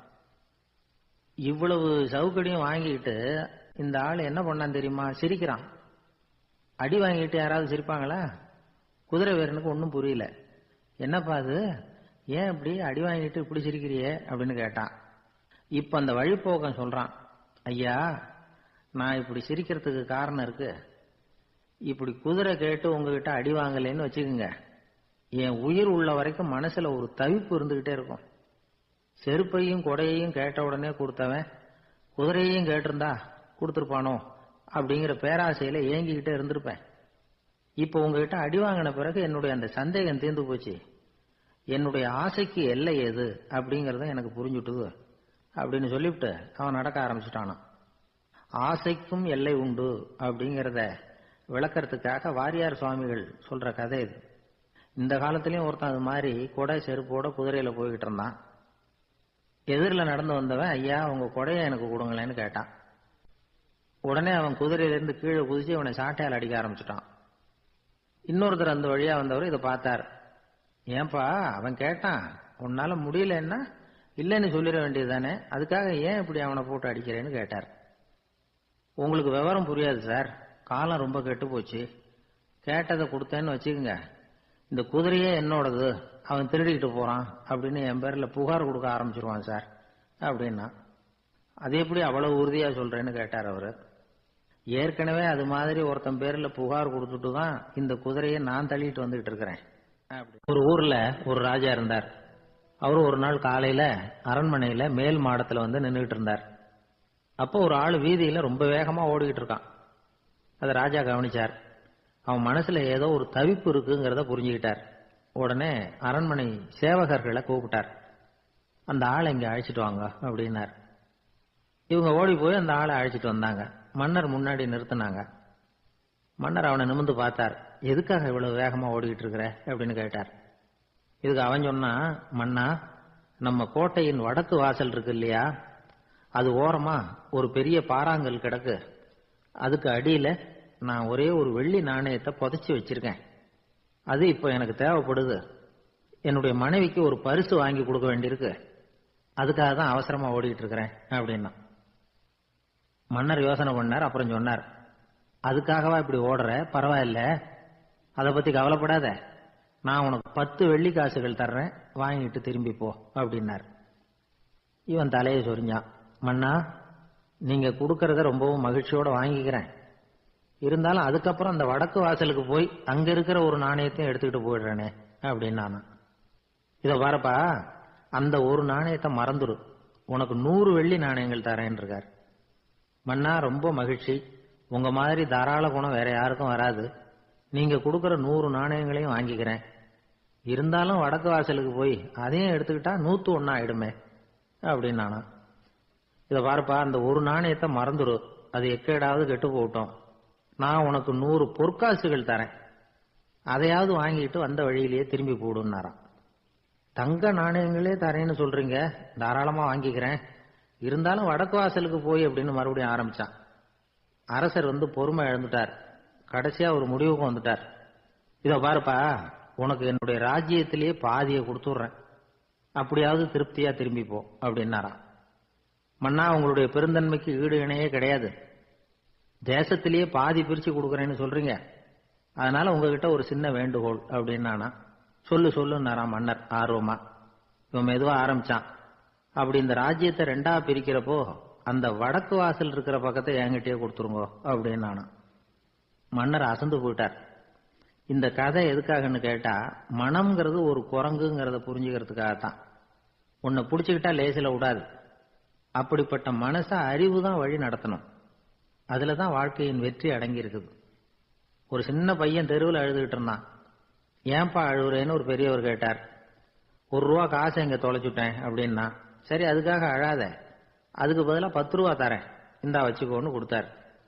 அந்த 10 ரூபாய வாங்கி சட்டப்பையில போட்டுக்கிட்டு அதை விட அதிகமா சத்தம் போட்டு அழ ஆரம்பிச்சுட்டான். மறுபடியும் ஏண்டா அழறேன்னு கேட்டார் பெரியவர். அந்த 1 ரூபாயும் கிடைச்சிட்டுதுன்னா இப்ப என்கிட்ட 11 ரூபா இருக்குமே, இப்ப 10 ரூபா தானே இருக்கு அப்படின்னு சொல்லிவிட்டு அழறான். எனக்கு தெரிஞ்ச ஒருத்தர் இருக்கார். அவரு ஒரு பெரிய காவல்துறை அதிகாரி, ரொம்ப கண்டிப்பானவர், அவரை கண்டாவே எல்லாரும் பயப்படுவாங்க. அப்படிப்பட்டவர் வீட்டுக்கு போனா அப்படியே அடியோட மாறிடுவார். அங்க போய் பாத்தீங்கன்னா குழந்தைகளோட குழந்தையா அவர் விளையாடிட்டு இருப்பார். அலுவலக சமயத்துல பாத்தீங்கன்னா குதிரை முதுகுல அவர் உட்கார்ந்துருப்பார், வீட்டுல பாத்தீங்கன்னா அவர் முதுகுல குழந்தை உட்கார்ந்துருக்கும், அவரு குதிரை மாதிரி போயிட்டு இருப்பார். இது எப்படிங்க முடியுது உங்களால அப்படின்னு கேட்டாங்க. அது ஒண்ணுமில்ல, இங்க வீட்டுக்கு வந்த உடனே என்னோட மனசை தனியா எடுத்து வச்சிருவேன் அப்படின்னார். அது என்னங்க உங்க சட்டப்பையிலையா இருக்குது மனசு, அது தனியா எடுத்து வைக்கிறதுக்கு அப்படின்னு கேட்டாங்க. அப்படி இல்லைங்க, இது ஒரு பயிற்சி, மனப்பயிற்சி, அவ்வளவுதான் அப்படின்னார். இப்படி சமயம் பார்த்து மனசை தனியா வச்சுட தெரிஞ்சவங்க வாழ்க்கையில எப்பவும் உற்சாகமா இருப்பாங்க அப்படிங்கிறது பெரியவங்க கருத்து. ஒரு டாக்டர் ஆஸ்பத்திரியில் இருக்கிற வரைக்கும் டாக்டரா இருக்கலாம். அவர் மனைவிகிட்டையும் அவர் டாக்டரா இருக்க வேண்டிய அவசியம் இல்லை. ஒரு வக்கீல் கோர்ட்ல இருக்கிற வரைக்கும் வக்கீலா இருக்கலாம். வீட்டுக்கு வந்ததுக்கு அப்புறமும் வக்கீலா இருக்க வேண்டிய அவசியம் கிடையாது. வீட்டுல குழந்தைகள்கிட்ட விளையாடும் பொழுதும் அதுகள்கிட்ட ஃபீஸ் கேட்டுக்கிட்டு இருக்கக்கூடாது. நாம எப்படி இருக்கணும்னு பெரியவங்க சொல்றாங்கன்னா, மனசோட சேரப்படாதான். அப்படி சேராம வாழ்க்கையை கவனிக்கணுமா. மனசை அப்படியே தனியா எடுத்து பக்கத்துல வச்சுடணும். அப்படின்னா அதை அப்படியே தூக்கி எறிஞ்சுடு அப்படின்னு அர்த்தம் இல்லை. ஏன்னா மனசுங்கிறது நமக்கு உபயோகப்படக்கூடிய ஒண்ணுதான். எப்ப எப்போ அது தேவையோ அப்பப்போ எடுத்து உபயோகப்படுத்திக்கணும். தேவைப்படுறப்போ எடுத்து கண்ணாடியை மாட்டிக்கிறோம்ல, படிக்கும் பொழுது கண்ணாடி தேவைப்படுது, எடுத்து மாட்டிக்கிறோம் இல்லையா? அது மாதிரி கணக்கு போடுறதுக்கு மனசு தேவை. கடைக்கு போய் ஒரு பொருள் வாங்குறோம், காசு கொடுக்குறோம், மீதி சில்லற சரியா இருக்கா அப்படின்னு எண்ணி பார்த்து வாங்க வேண்டியிருக்கு. அந்த சமயத்துல மனசை எடுத்து தனியா வச்சுட்டேன் அப்படின்னு சொல்லிட்டு இருக்கக்கூடாது. பரீட்சைக்கு படிக்க வேண்டியிருக்குது, படிச்சதையெல்லாம் அப்படியே நினைவுல வச்சுக்க வேண்டியிருக்கு. அந்த சமயத்துல மனசை தூக்கி எறிஞ்சுட்டேன் சார் அப்படின்னு சொல்லிட்டு இருக்கக்கூடாது. அப்படி சொன்னா பரீட்சை நம்மளை தூக்கி எறிஞ்சிடும். அதனால தேவைப்படுறப்போ மனசை உபயோகப்படுத்தணும், தேவையில்லாதப்போ அதை தனியா ஓய்வு எடுத்துக்க விட்டுடணும். இப்படி நாம பழக்கப்படுத்திக்கிட்டா வாழ்க்கைங்கிறது நமக்கு புதுசா தெரியுமா. மனசுக்கும் ஒரு சக்தி கிடைக்கும். எந்திரங்களுக்கு ஓய்வு கொடுக்குற மாதிரி மனசுக்கும் ஓய்வு கொடுக்கணும், இல்லைன்னா அது களைச்சு போயிடும். குழந்தைகள் மனசை சுமந்துகிட்டு இருக்கிறது இல்ல. இது முதியவர்கள் குழந்தைகள் கிட்டே இருந்து கத்துக்க வேண்டிய ஒரு பாடம். ஆனாலும் இந்த கால குழந்தைகள் கிட்ட ரொம்ப எச்சரிக்கையா இருக்க வேண்டியிருக்கு. ஒரு தாத்தாவும் பேரனும் விளையாடிக்கிட்டு இருக்கிறாங்க. தாத்தா எனக்கு சைக்கிள் ஓட்ட கத்து கொடு அப்படிங்கிறான் பேரன். சைக்கிள் உயரம் கூட இல்லை, அதுக்குள்ள சைக்கிள் ஓட்டணுமா அப்படின்னாரு தாத்தா. ஏன் தாத்தா, ரயில் ஓட்டுறாரு, அவர் என்ன ரயில் நீளமா இருக்கார் அப்படின்னு கேட்டானா அந்த பையன். ஒரு ஊர்ல ஒரு மன்னர் இருந்தார். அழகான அரண்மனையில அவர் இருந்தார். அந்த அரண்மனையை விட அழகா ஒரு மாளிகையை அந்த ஊர்லயே வேற ஒருத்தன் கட்டியிருந்தான். அப்படி கட்டி முடிச்சதுல அவனுக்கு ரொம்ப பெருமை. எத்தனையோ செல்வந்தர்கள்லாம் பார்த்துட்டு, இந்த மாளிகையை விலைக்கு கொடுத்துடுறியா, எவ்வளவு விலை சொன்னாலும் சரி நாங்க வாங்கிக்கிறதுக்கு தயாரா இருக்கோம் அப்படின்னு சொல்லி கேட்டு பார்த்துட்டாங்க. நான் இதை விற்கிறதுக்கு தயாரா இல்லை அப்படின்னு சொல்லிவிட்டான். அவ்வளவு சிறப்பா கலை அம்சத்தோடு அதை கட்டி முடிச்சிருக்கிறான். அதுவே ஒரு பெரிய அரண்மனை மாதிரி இருந்ததுன்னா பாத்துங்களேன். சுற்றிலும் அழகான பூந்தோட்டம். ஒரு நாள் அவன் எங்கேயோ வெளியூர் போயிட்டு திரும்பி வந்துகிட்டு இருக்கிறான். அப்போ அந்த மாளிகை தீப்பெட்டி எரிஞ்சுக்கிட்டு இருக்கு. பதறி போட்டான். விலைக்கு கேட்டவங்க யாராவது இதை செஞ்சிருக்கணும், இல்லைன்னா மன்னரே செய்த சதியோ என்னவோ, இப்படிலாம் அவனுக்கு சந்தேகம். ஒரு மூலையில உட்காந்து அழ ஆரம்பிச்சுட்டான். அந்த சமயத்துல அவனுடைய மகன் அங்க ஓடி வந்தான். அப்பா அழாதீங்க, இதை நான் நேற்று ராத்திரியே நம்ம ஊர் மன்னருக்கு வித்துட்டேன். இதை கட்டி முடிக்க நமக்கு எவ்வளவு செலவாச்சோ அதை போல 3 மடங்கு விலைக்கு வித்துட்டேன், கவலைப்படாதீங்க. இதை விட அழகான மாளிகையை நாம புதுசா கட்டிக்கலாம்னா.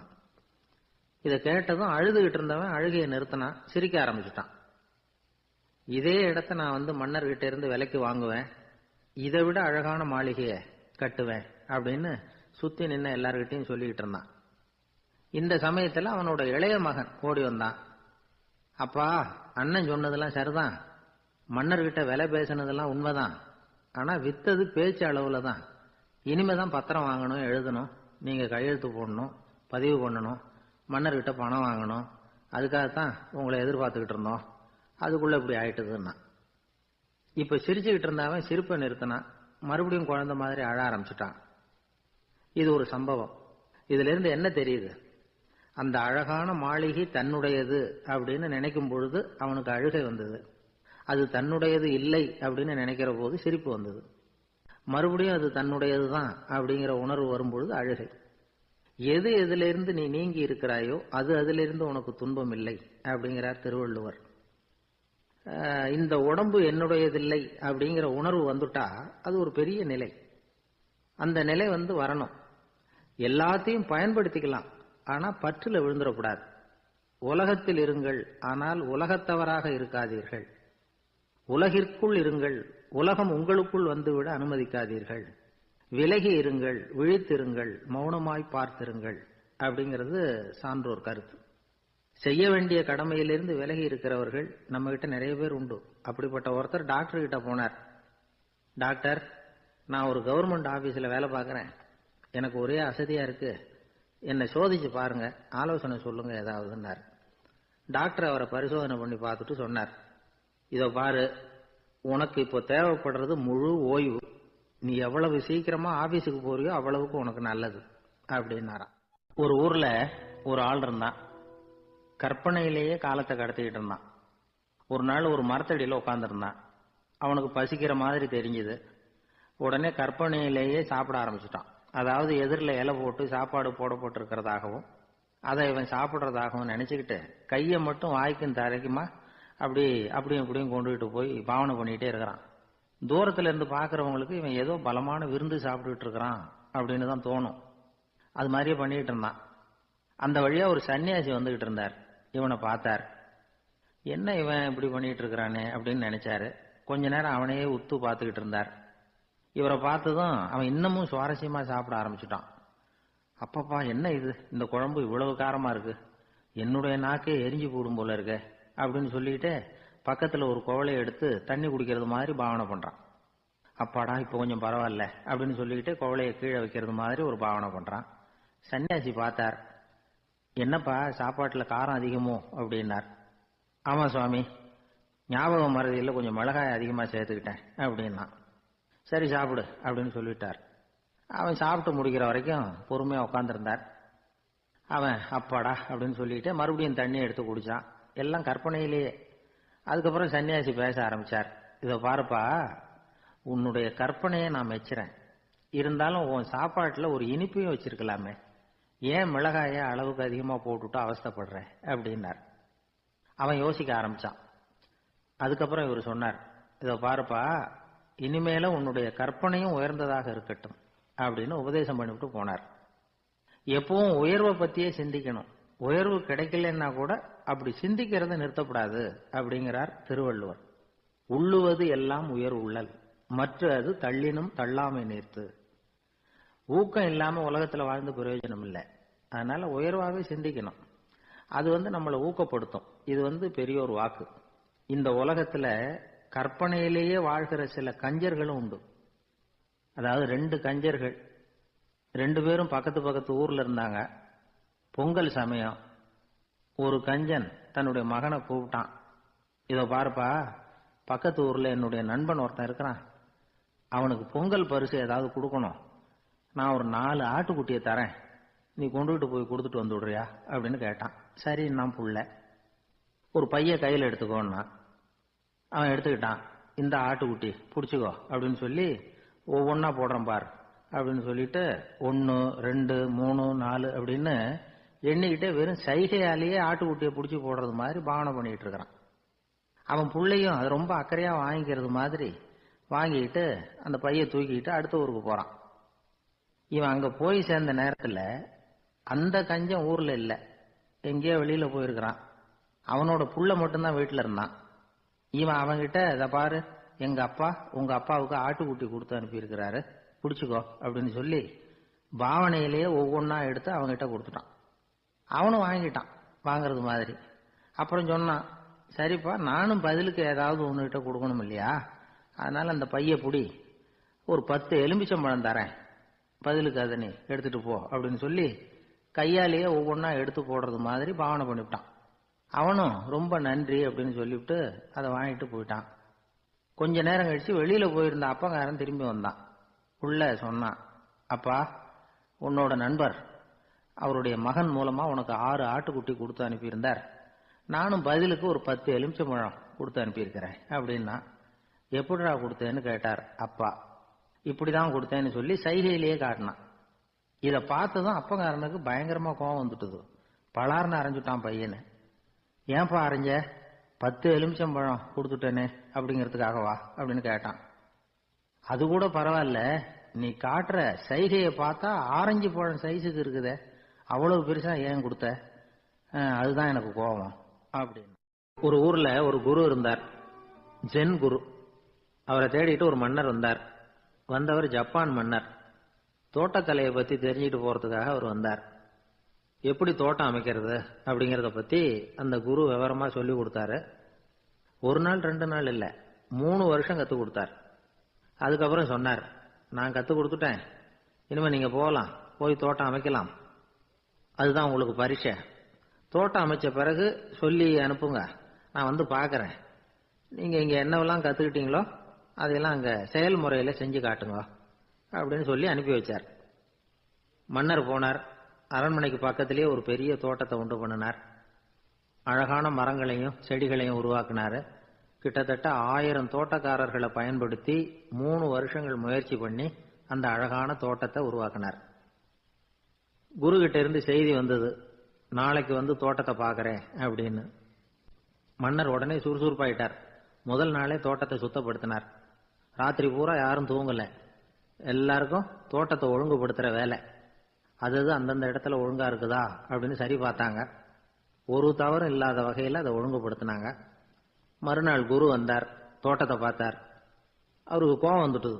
மன்னருக்கு ஆச்சரியம், எப்பவும் சிரிச்சுக்கிட்டே இருக்கிறவர் இப்ப எப்படி இருக்கிறாரே அப்படின்னு. மெதுவா குரு கிட்ட போய் எல்லாம் சரியா தானே இருக்குது அப்படின்னார். எல்லாம் சரிதான், ஆனாலும் எங்கே அந்த பொன்னிற காற்று அப்படின்னார். உதிர்ந்த இலைகள், பொன் மஞ்சள் நிற இலைகள் காற்றில் அப்படி புரண்டு ஓடுவதை நான் பார்க்க முடியவில்லையே அப்படின்னாராம். அது இல்லாம இந்த தோட்டம் உயிரோட்டம் உள்ளதா இருக்காது, இதுல பாடல் இல்லை, ஆடல் இல்லை, அதெல்லாம் இல்லாம இந்த தோட்டம் ரொம்பவும் செயற்கையா தெரியுதுன்னாராம். மன்னர் இப்பதான் யோசனை பண்ணார். கீழே கிடந்த காஞ்சி போன இலைகள் மட்டும் இல்ல, மரத்துல இருந்த காஞ்சி போன இலைகளையும் அப்புறப்படுத்தி சுத்தமா வச்சிருக்கிறார். இறப்பும் வாழ்க்கையினுடைய ஒரு பகுதி தான். மரணம்ங்கிறது வாழ்க்கைக்கு எதிரானது அல்ல, அதை நிரப்பும் ஒரு பகுதி தான் அது. மரணம் இல்லையில் வாழ்க்கையே இல்லை அப்படிங்கிறது பெரியவங்க கருத்து. இப்ப அந்த தோட்டம் அழகா தான் இருக்குது, இருந்தாலும் அது ஒரு ஓவியம் மாதிரி உயிர் இல்லாமல் இருக்கு. குரு ஒரு வாளியை கையில எடுத்துக்கிட்டார். தோட்டத்தை விட்டு வெளியில போனார். ஏற்கனவே வீசி எறிந்த அந்த சருகுகளை எல்லாம் அள்ளி கொண்டுட்டு வந்தார். உள்ள எல்லா இடங்கள்லயும் அதை வீசினார். உடனே காத்து அந்த காய்ந்த சருகுகளையும் பழுத்த இலைகளையும் அசைக்க ஆரம்பிச்சுட்டுது. இப்போ அங்க சலசல சத்தம், சங்கீதம், இலைகளின் நடனம். ஓவியம் மாதிரி இருந்த அந்த தோட்டத்துக்கு இப்போ உயிர் வந்துட்டுது. இதுதான் அந்த பொன்னான காற்று அப்படின்னாராம் குரு. மன்னருக்கு புரிஞ்சது. மிகப்பெரிய ஜென் கேள்வி ஒன்று உண்டு.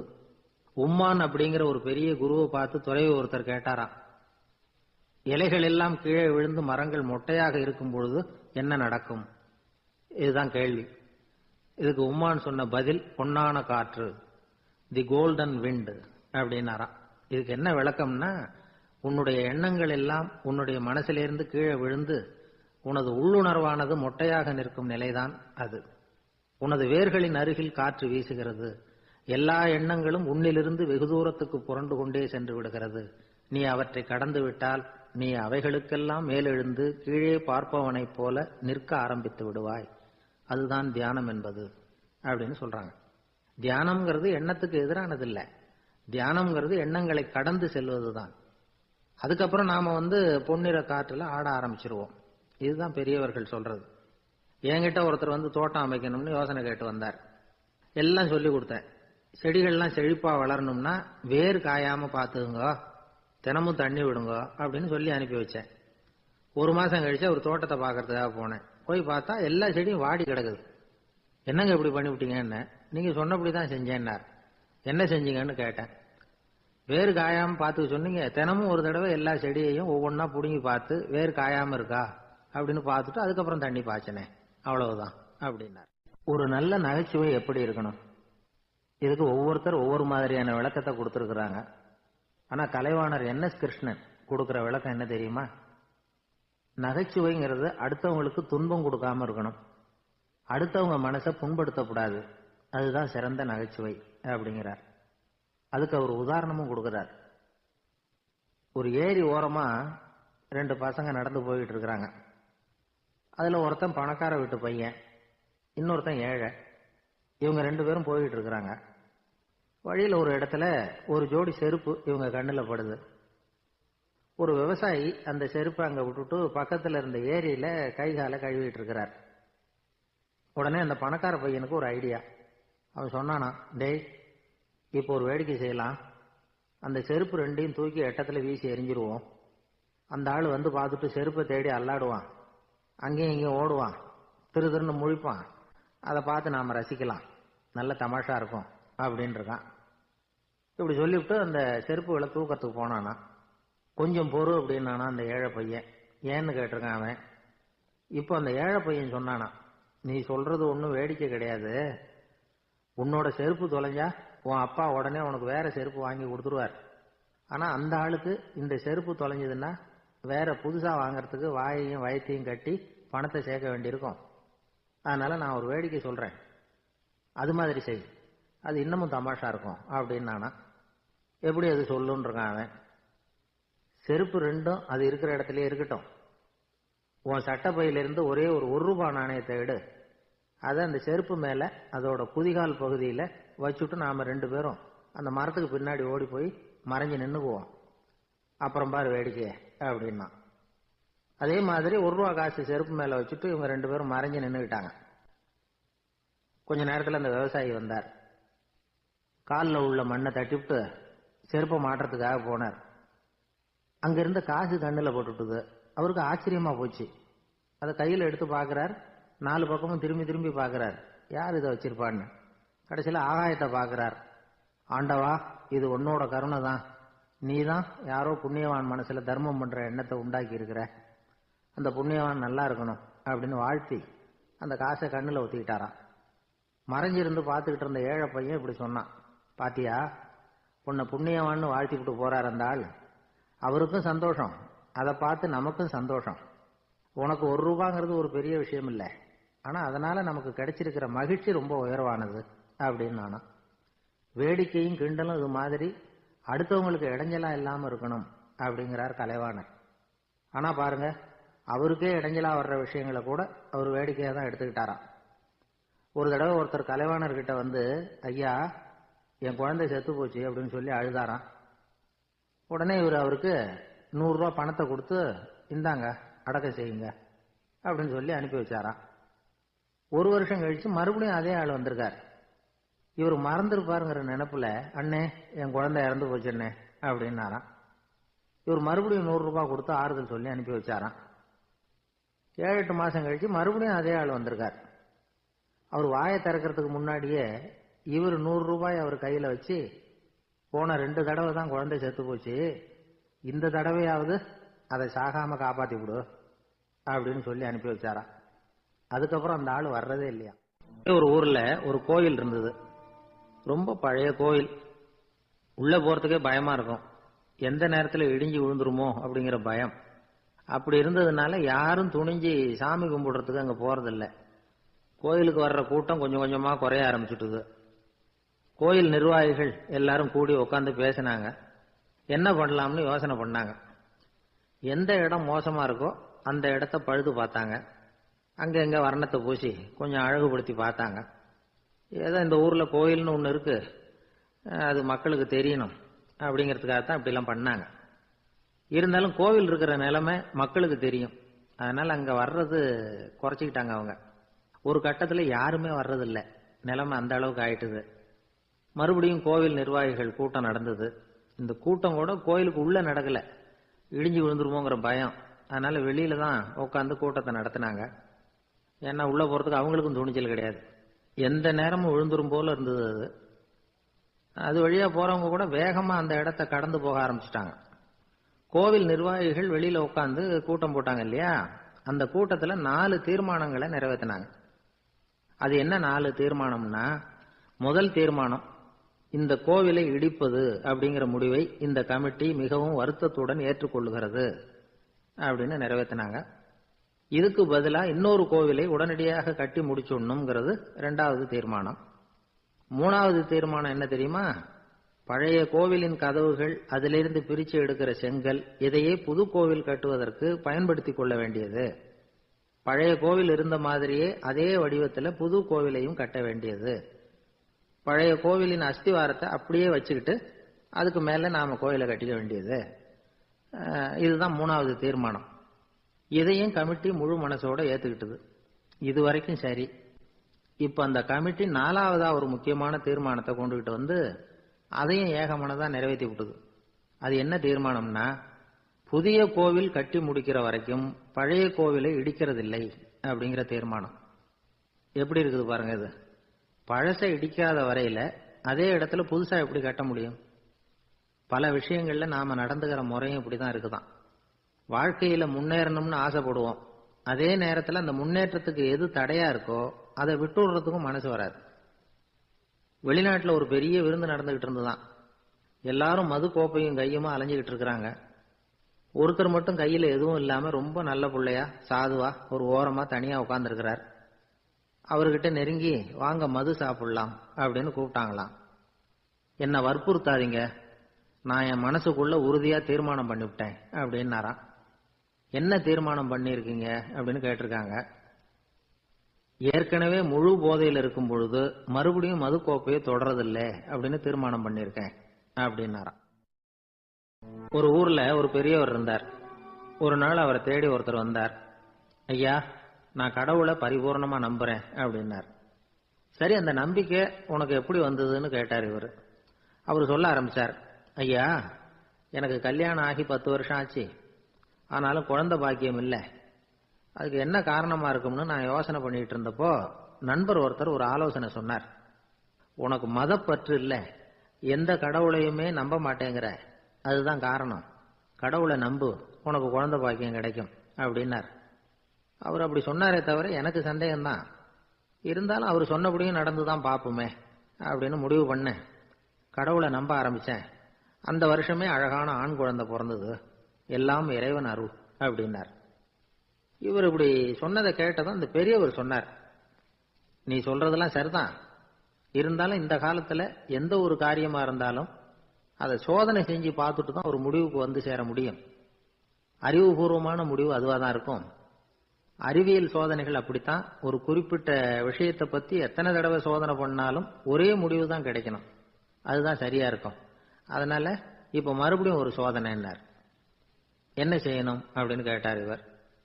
கடவுள்கிட்ட ஒரு பெண் குழந்தை வேணும்னு கேளு. முதல்ல ஆண் குழந்தையை கொடுத்தது மாதிரியே இப்போ ஒரு பெண் குழந்தையையும் கொடுக்கறாரா பார்க்கலாம் அப்படின்னார்.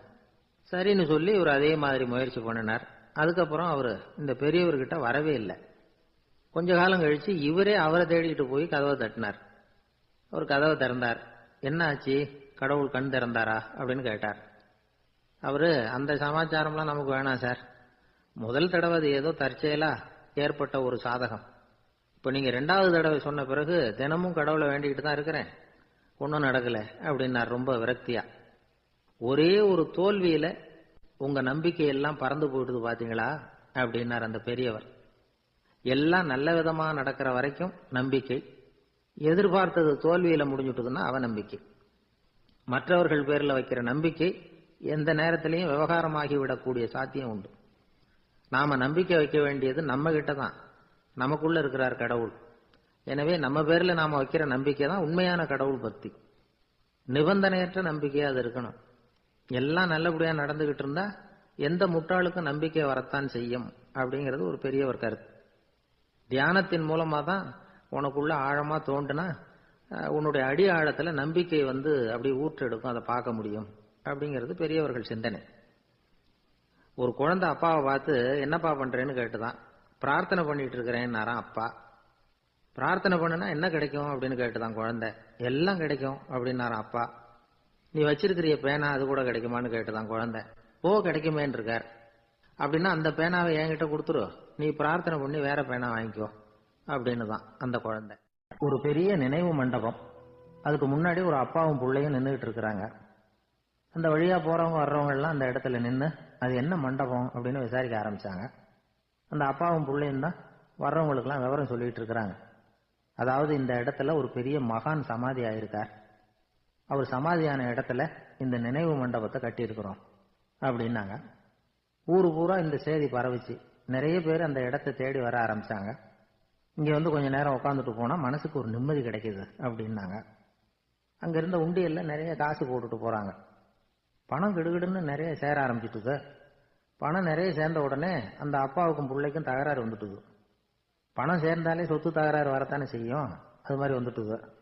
பையன் அடிக்கடி நிறைய பணம் கேட்க ஆரம்பிச்சான். அப்பா பார்த்தார், யோசனை பண்ணார், ஒரு முடிவுக்கு வந்தார். ஒரு நாள் பையனை கூப்பிட்டார். இதை பாருப்பா, நமக்குள்ள தகராறு வேணாம். அப்பாவும் பிள்ளையும் இப்படி சண்டை போட்டுக்கிட்டா பாக்குறவங்க தப்பா நினைப்பாங்க. அதனால நமக்குள்ள சமரசமா இதை தீர்த்துக்குவோம், என்ன சொல்ற அப்படின்னார் அப்பா. சரி நான் பையன். உடனே அந்த அப்பா என்ன பண்ணார் தெரியுமா, மகன் கிட்ட கொஞ்சம் பணத்தை கொடுத்தார். தன்கிட்ட இருந்த ஒரு கழுதையையும் கொடுத்தார். இதை வச்சு நீ பொழைச்சிக்கோ அப்படின்னு சொல்லி அனுப்பி வச்சுட்டார். மகன் அந்த கழுதையை இழுத்துக்கிட்டு அடுத்த ஊருக்கு போனான். வழியிலேயே அந்த கழுதை செத்து போச்சு. உடனே என்ன பண்ணலாம்னு யோசனை பண்ணான். ஒரு ஐடியா வந்தது. அந்த கழுதைய ஒரு சாலை ஓரமா புதைச்சான். கையில் இருந்த பணத்தை வச்சு அந்த இடத்துல ஒரு கல் மண்டபம் கட்டினான். அந்த வழியா 2 பேர் வந்தாங்க. இது என்ன மண்டபம்னு விசாரிச்சாங்க. இந்த இடத்துல ஒரு பெரிய மகான் சமாதி ஆயிருக்கிறார் அப்படின்னா. இந்த செய்தி ஊர் பூரா பரவ ஆரம்பிச்சுட்டுது. நிறைய பேர் வந்து போக ஆரம்பிச்சாங்க. இங்க வந்தா மனசுக்கு ஒரு பெரிய நிம்மதி கிடைக்குது அப்படின்னு வேற சொல்ல ஆரம்பிச்சாங்க. வர வர கூட்டம் அதிகமா வர ஆரம்பிச்சுட்டுது. உண்டியல்ல பணம் நிறைய சேர்ந்துட்டுது. நகையெல்லாம் கூட கழட்டி காணிக்கையா போட ஆரம்பிச்சுட்டாங்க. அப்பாவை விட மகன் பெரிய ஆளாயிட்டான். இதை கேள்விப்பட்டார் அப்பா. பையனை பார்த்துட்டு வரலாம்னு ஒரு நாள் புறப்பட்டு வந்தார். பையன் ஓஹோன்னு இருக்கிறான். பங்களா, காரு எல்லாம் வந்துட்டுது. எப்படிடா இந்த அளவுக்கு ஆனே அப்படின்னு விசாரிச்சார். அப்பா, எல்லாம் உங்க ஆசீர்வாதம் தான். நீங்க கொடுத்த மூலதனத்தை வச்சுதான் இவ்வளவும் சம்பாதிச்சேன் அப்படின்னு நான் பையன். அது எப்படிறான்னு விசாரிச்சார். அப்பா, நீங்க ஒரு கழுதை குட்டியும் கொஞ்சம் பணமும் என்கிட்ட கொடுத்து அனுப்பி வச்சிங்க. அதை எடுத்துக்கிட்டு வந்தேன். வர்ற வழியில அந்த கழுதை செத்து போச்சு. உடனே யோசனை பண்ணேன். அந்த கழுதையை இந்த இடத்துல புதைச்சேன். கையில் இருந்த பணத்தை வச்சு மண்டபம் கட்டினேன். மகான் ஒருத்தர் சமாதி ஆயிருக்கார் அப்படின்னு வதந்தியை கிளப்பி விட்டேன். ஜனங்கள்லாம் ஏமாந்து போய் காசை கொண்டாந்து போட ஆரம்பிச்சிட்டாங்க. நான் பொழைச்சிக்கிட்டு இருக்கிறேன் அப்படின்னா. இப்பதான்டா நீ என் புள்ள அப்படின்னு சொல்லி சந்தோஷப்பட்டாரான் அந்த அப்பா. ஏன் அப்படி சொல்றீங்கன்னு கேட்டிருக்கான் பையன். கழுத குட்டியை புதைச்சி மண்டபம் கட்டி இருக்கிற நீ, ஏற்கனவே நம்ம ஊர்ல நாம கட்டி இருக்கிறோமே மண்டபம், அது இந்த கழுதையோட அம்மாவை புதைச்ச இடம். மகான் சமாதி ஆயிருக்காருன்னு நானும் சும்மா கப்சா தான் விட்டுக்கிட்டு இருக்கேன் அப்படின்னாரான் அப்பா. முட்டாள் ஜனங்களை நினைச்சு அந்த 2 பேரும் சத்தம் போட்டு சிரிச்சாங்களாம். மனுஷன் ஏமாத்துறது ரொம்ப சுலபம். என் கூட படிச்ச ஒருத்தன் திடீர்னு ஒரு நாள் எல்லாருக்கும் அருள் வாக்கு சொல்ல ஆரம்பிச்சுட்டான். அவன் ஒரு ஆபீஸ்லயும் வேலை பார்க்கறான். ஆபீஸ்ல உள்ளவங்க எல்லாம் அவங்ககிட்ட வந்து அருள் வாக்கு கேட்கறது வழக்கம். ஒரு நாள் நான் அவன் முன்னாடி போய் உட்காந்து பேசிக்கிட்டு இருந்தேன். அப்போ அதே ஆபீஸ்ல வேலை பார்க்குற ஒருத்தர் அவங்ககிட்ட வந்து, சுவாமி, என் மேஜையில வச்சிருந்த பேனா திடீர்னு காணாம போட்டுது, அது திரும்ப கிடைக்குமா எனக்கு அப்படின்னு கேட்டார். இவன் கண்ணை உருட்டி பார்த்துட்டு, அது உனக்கு கிடைக்காது, புதுசா வேற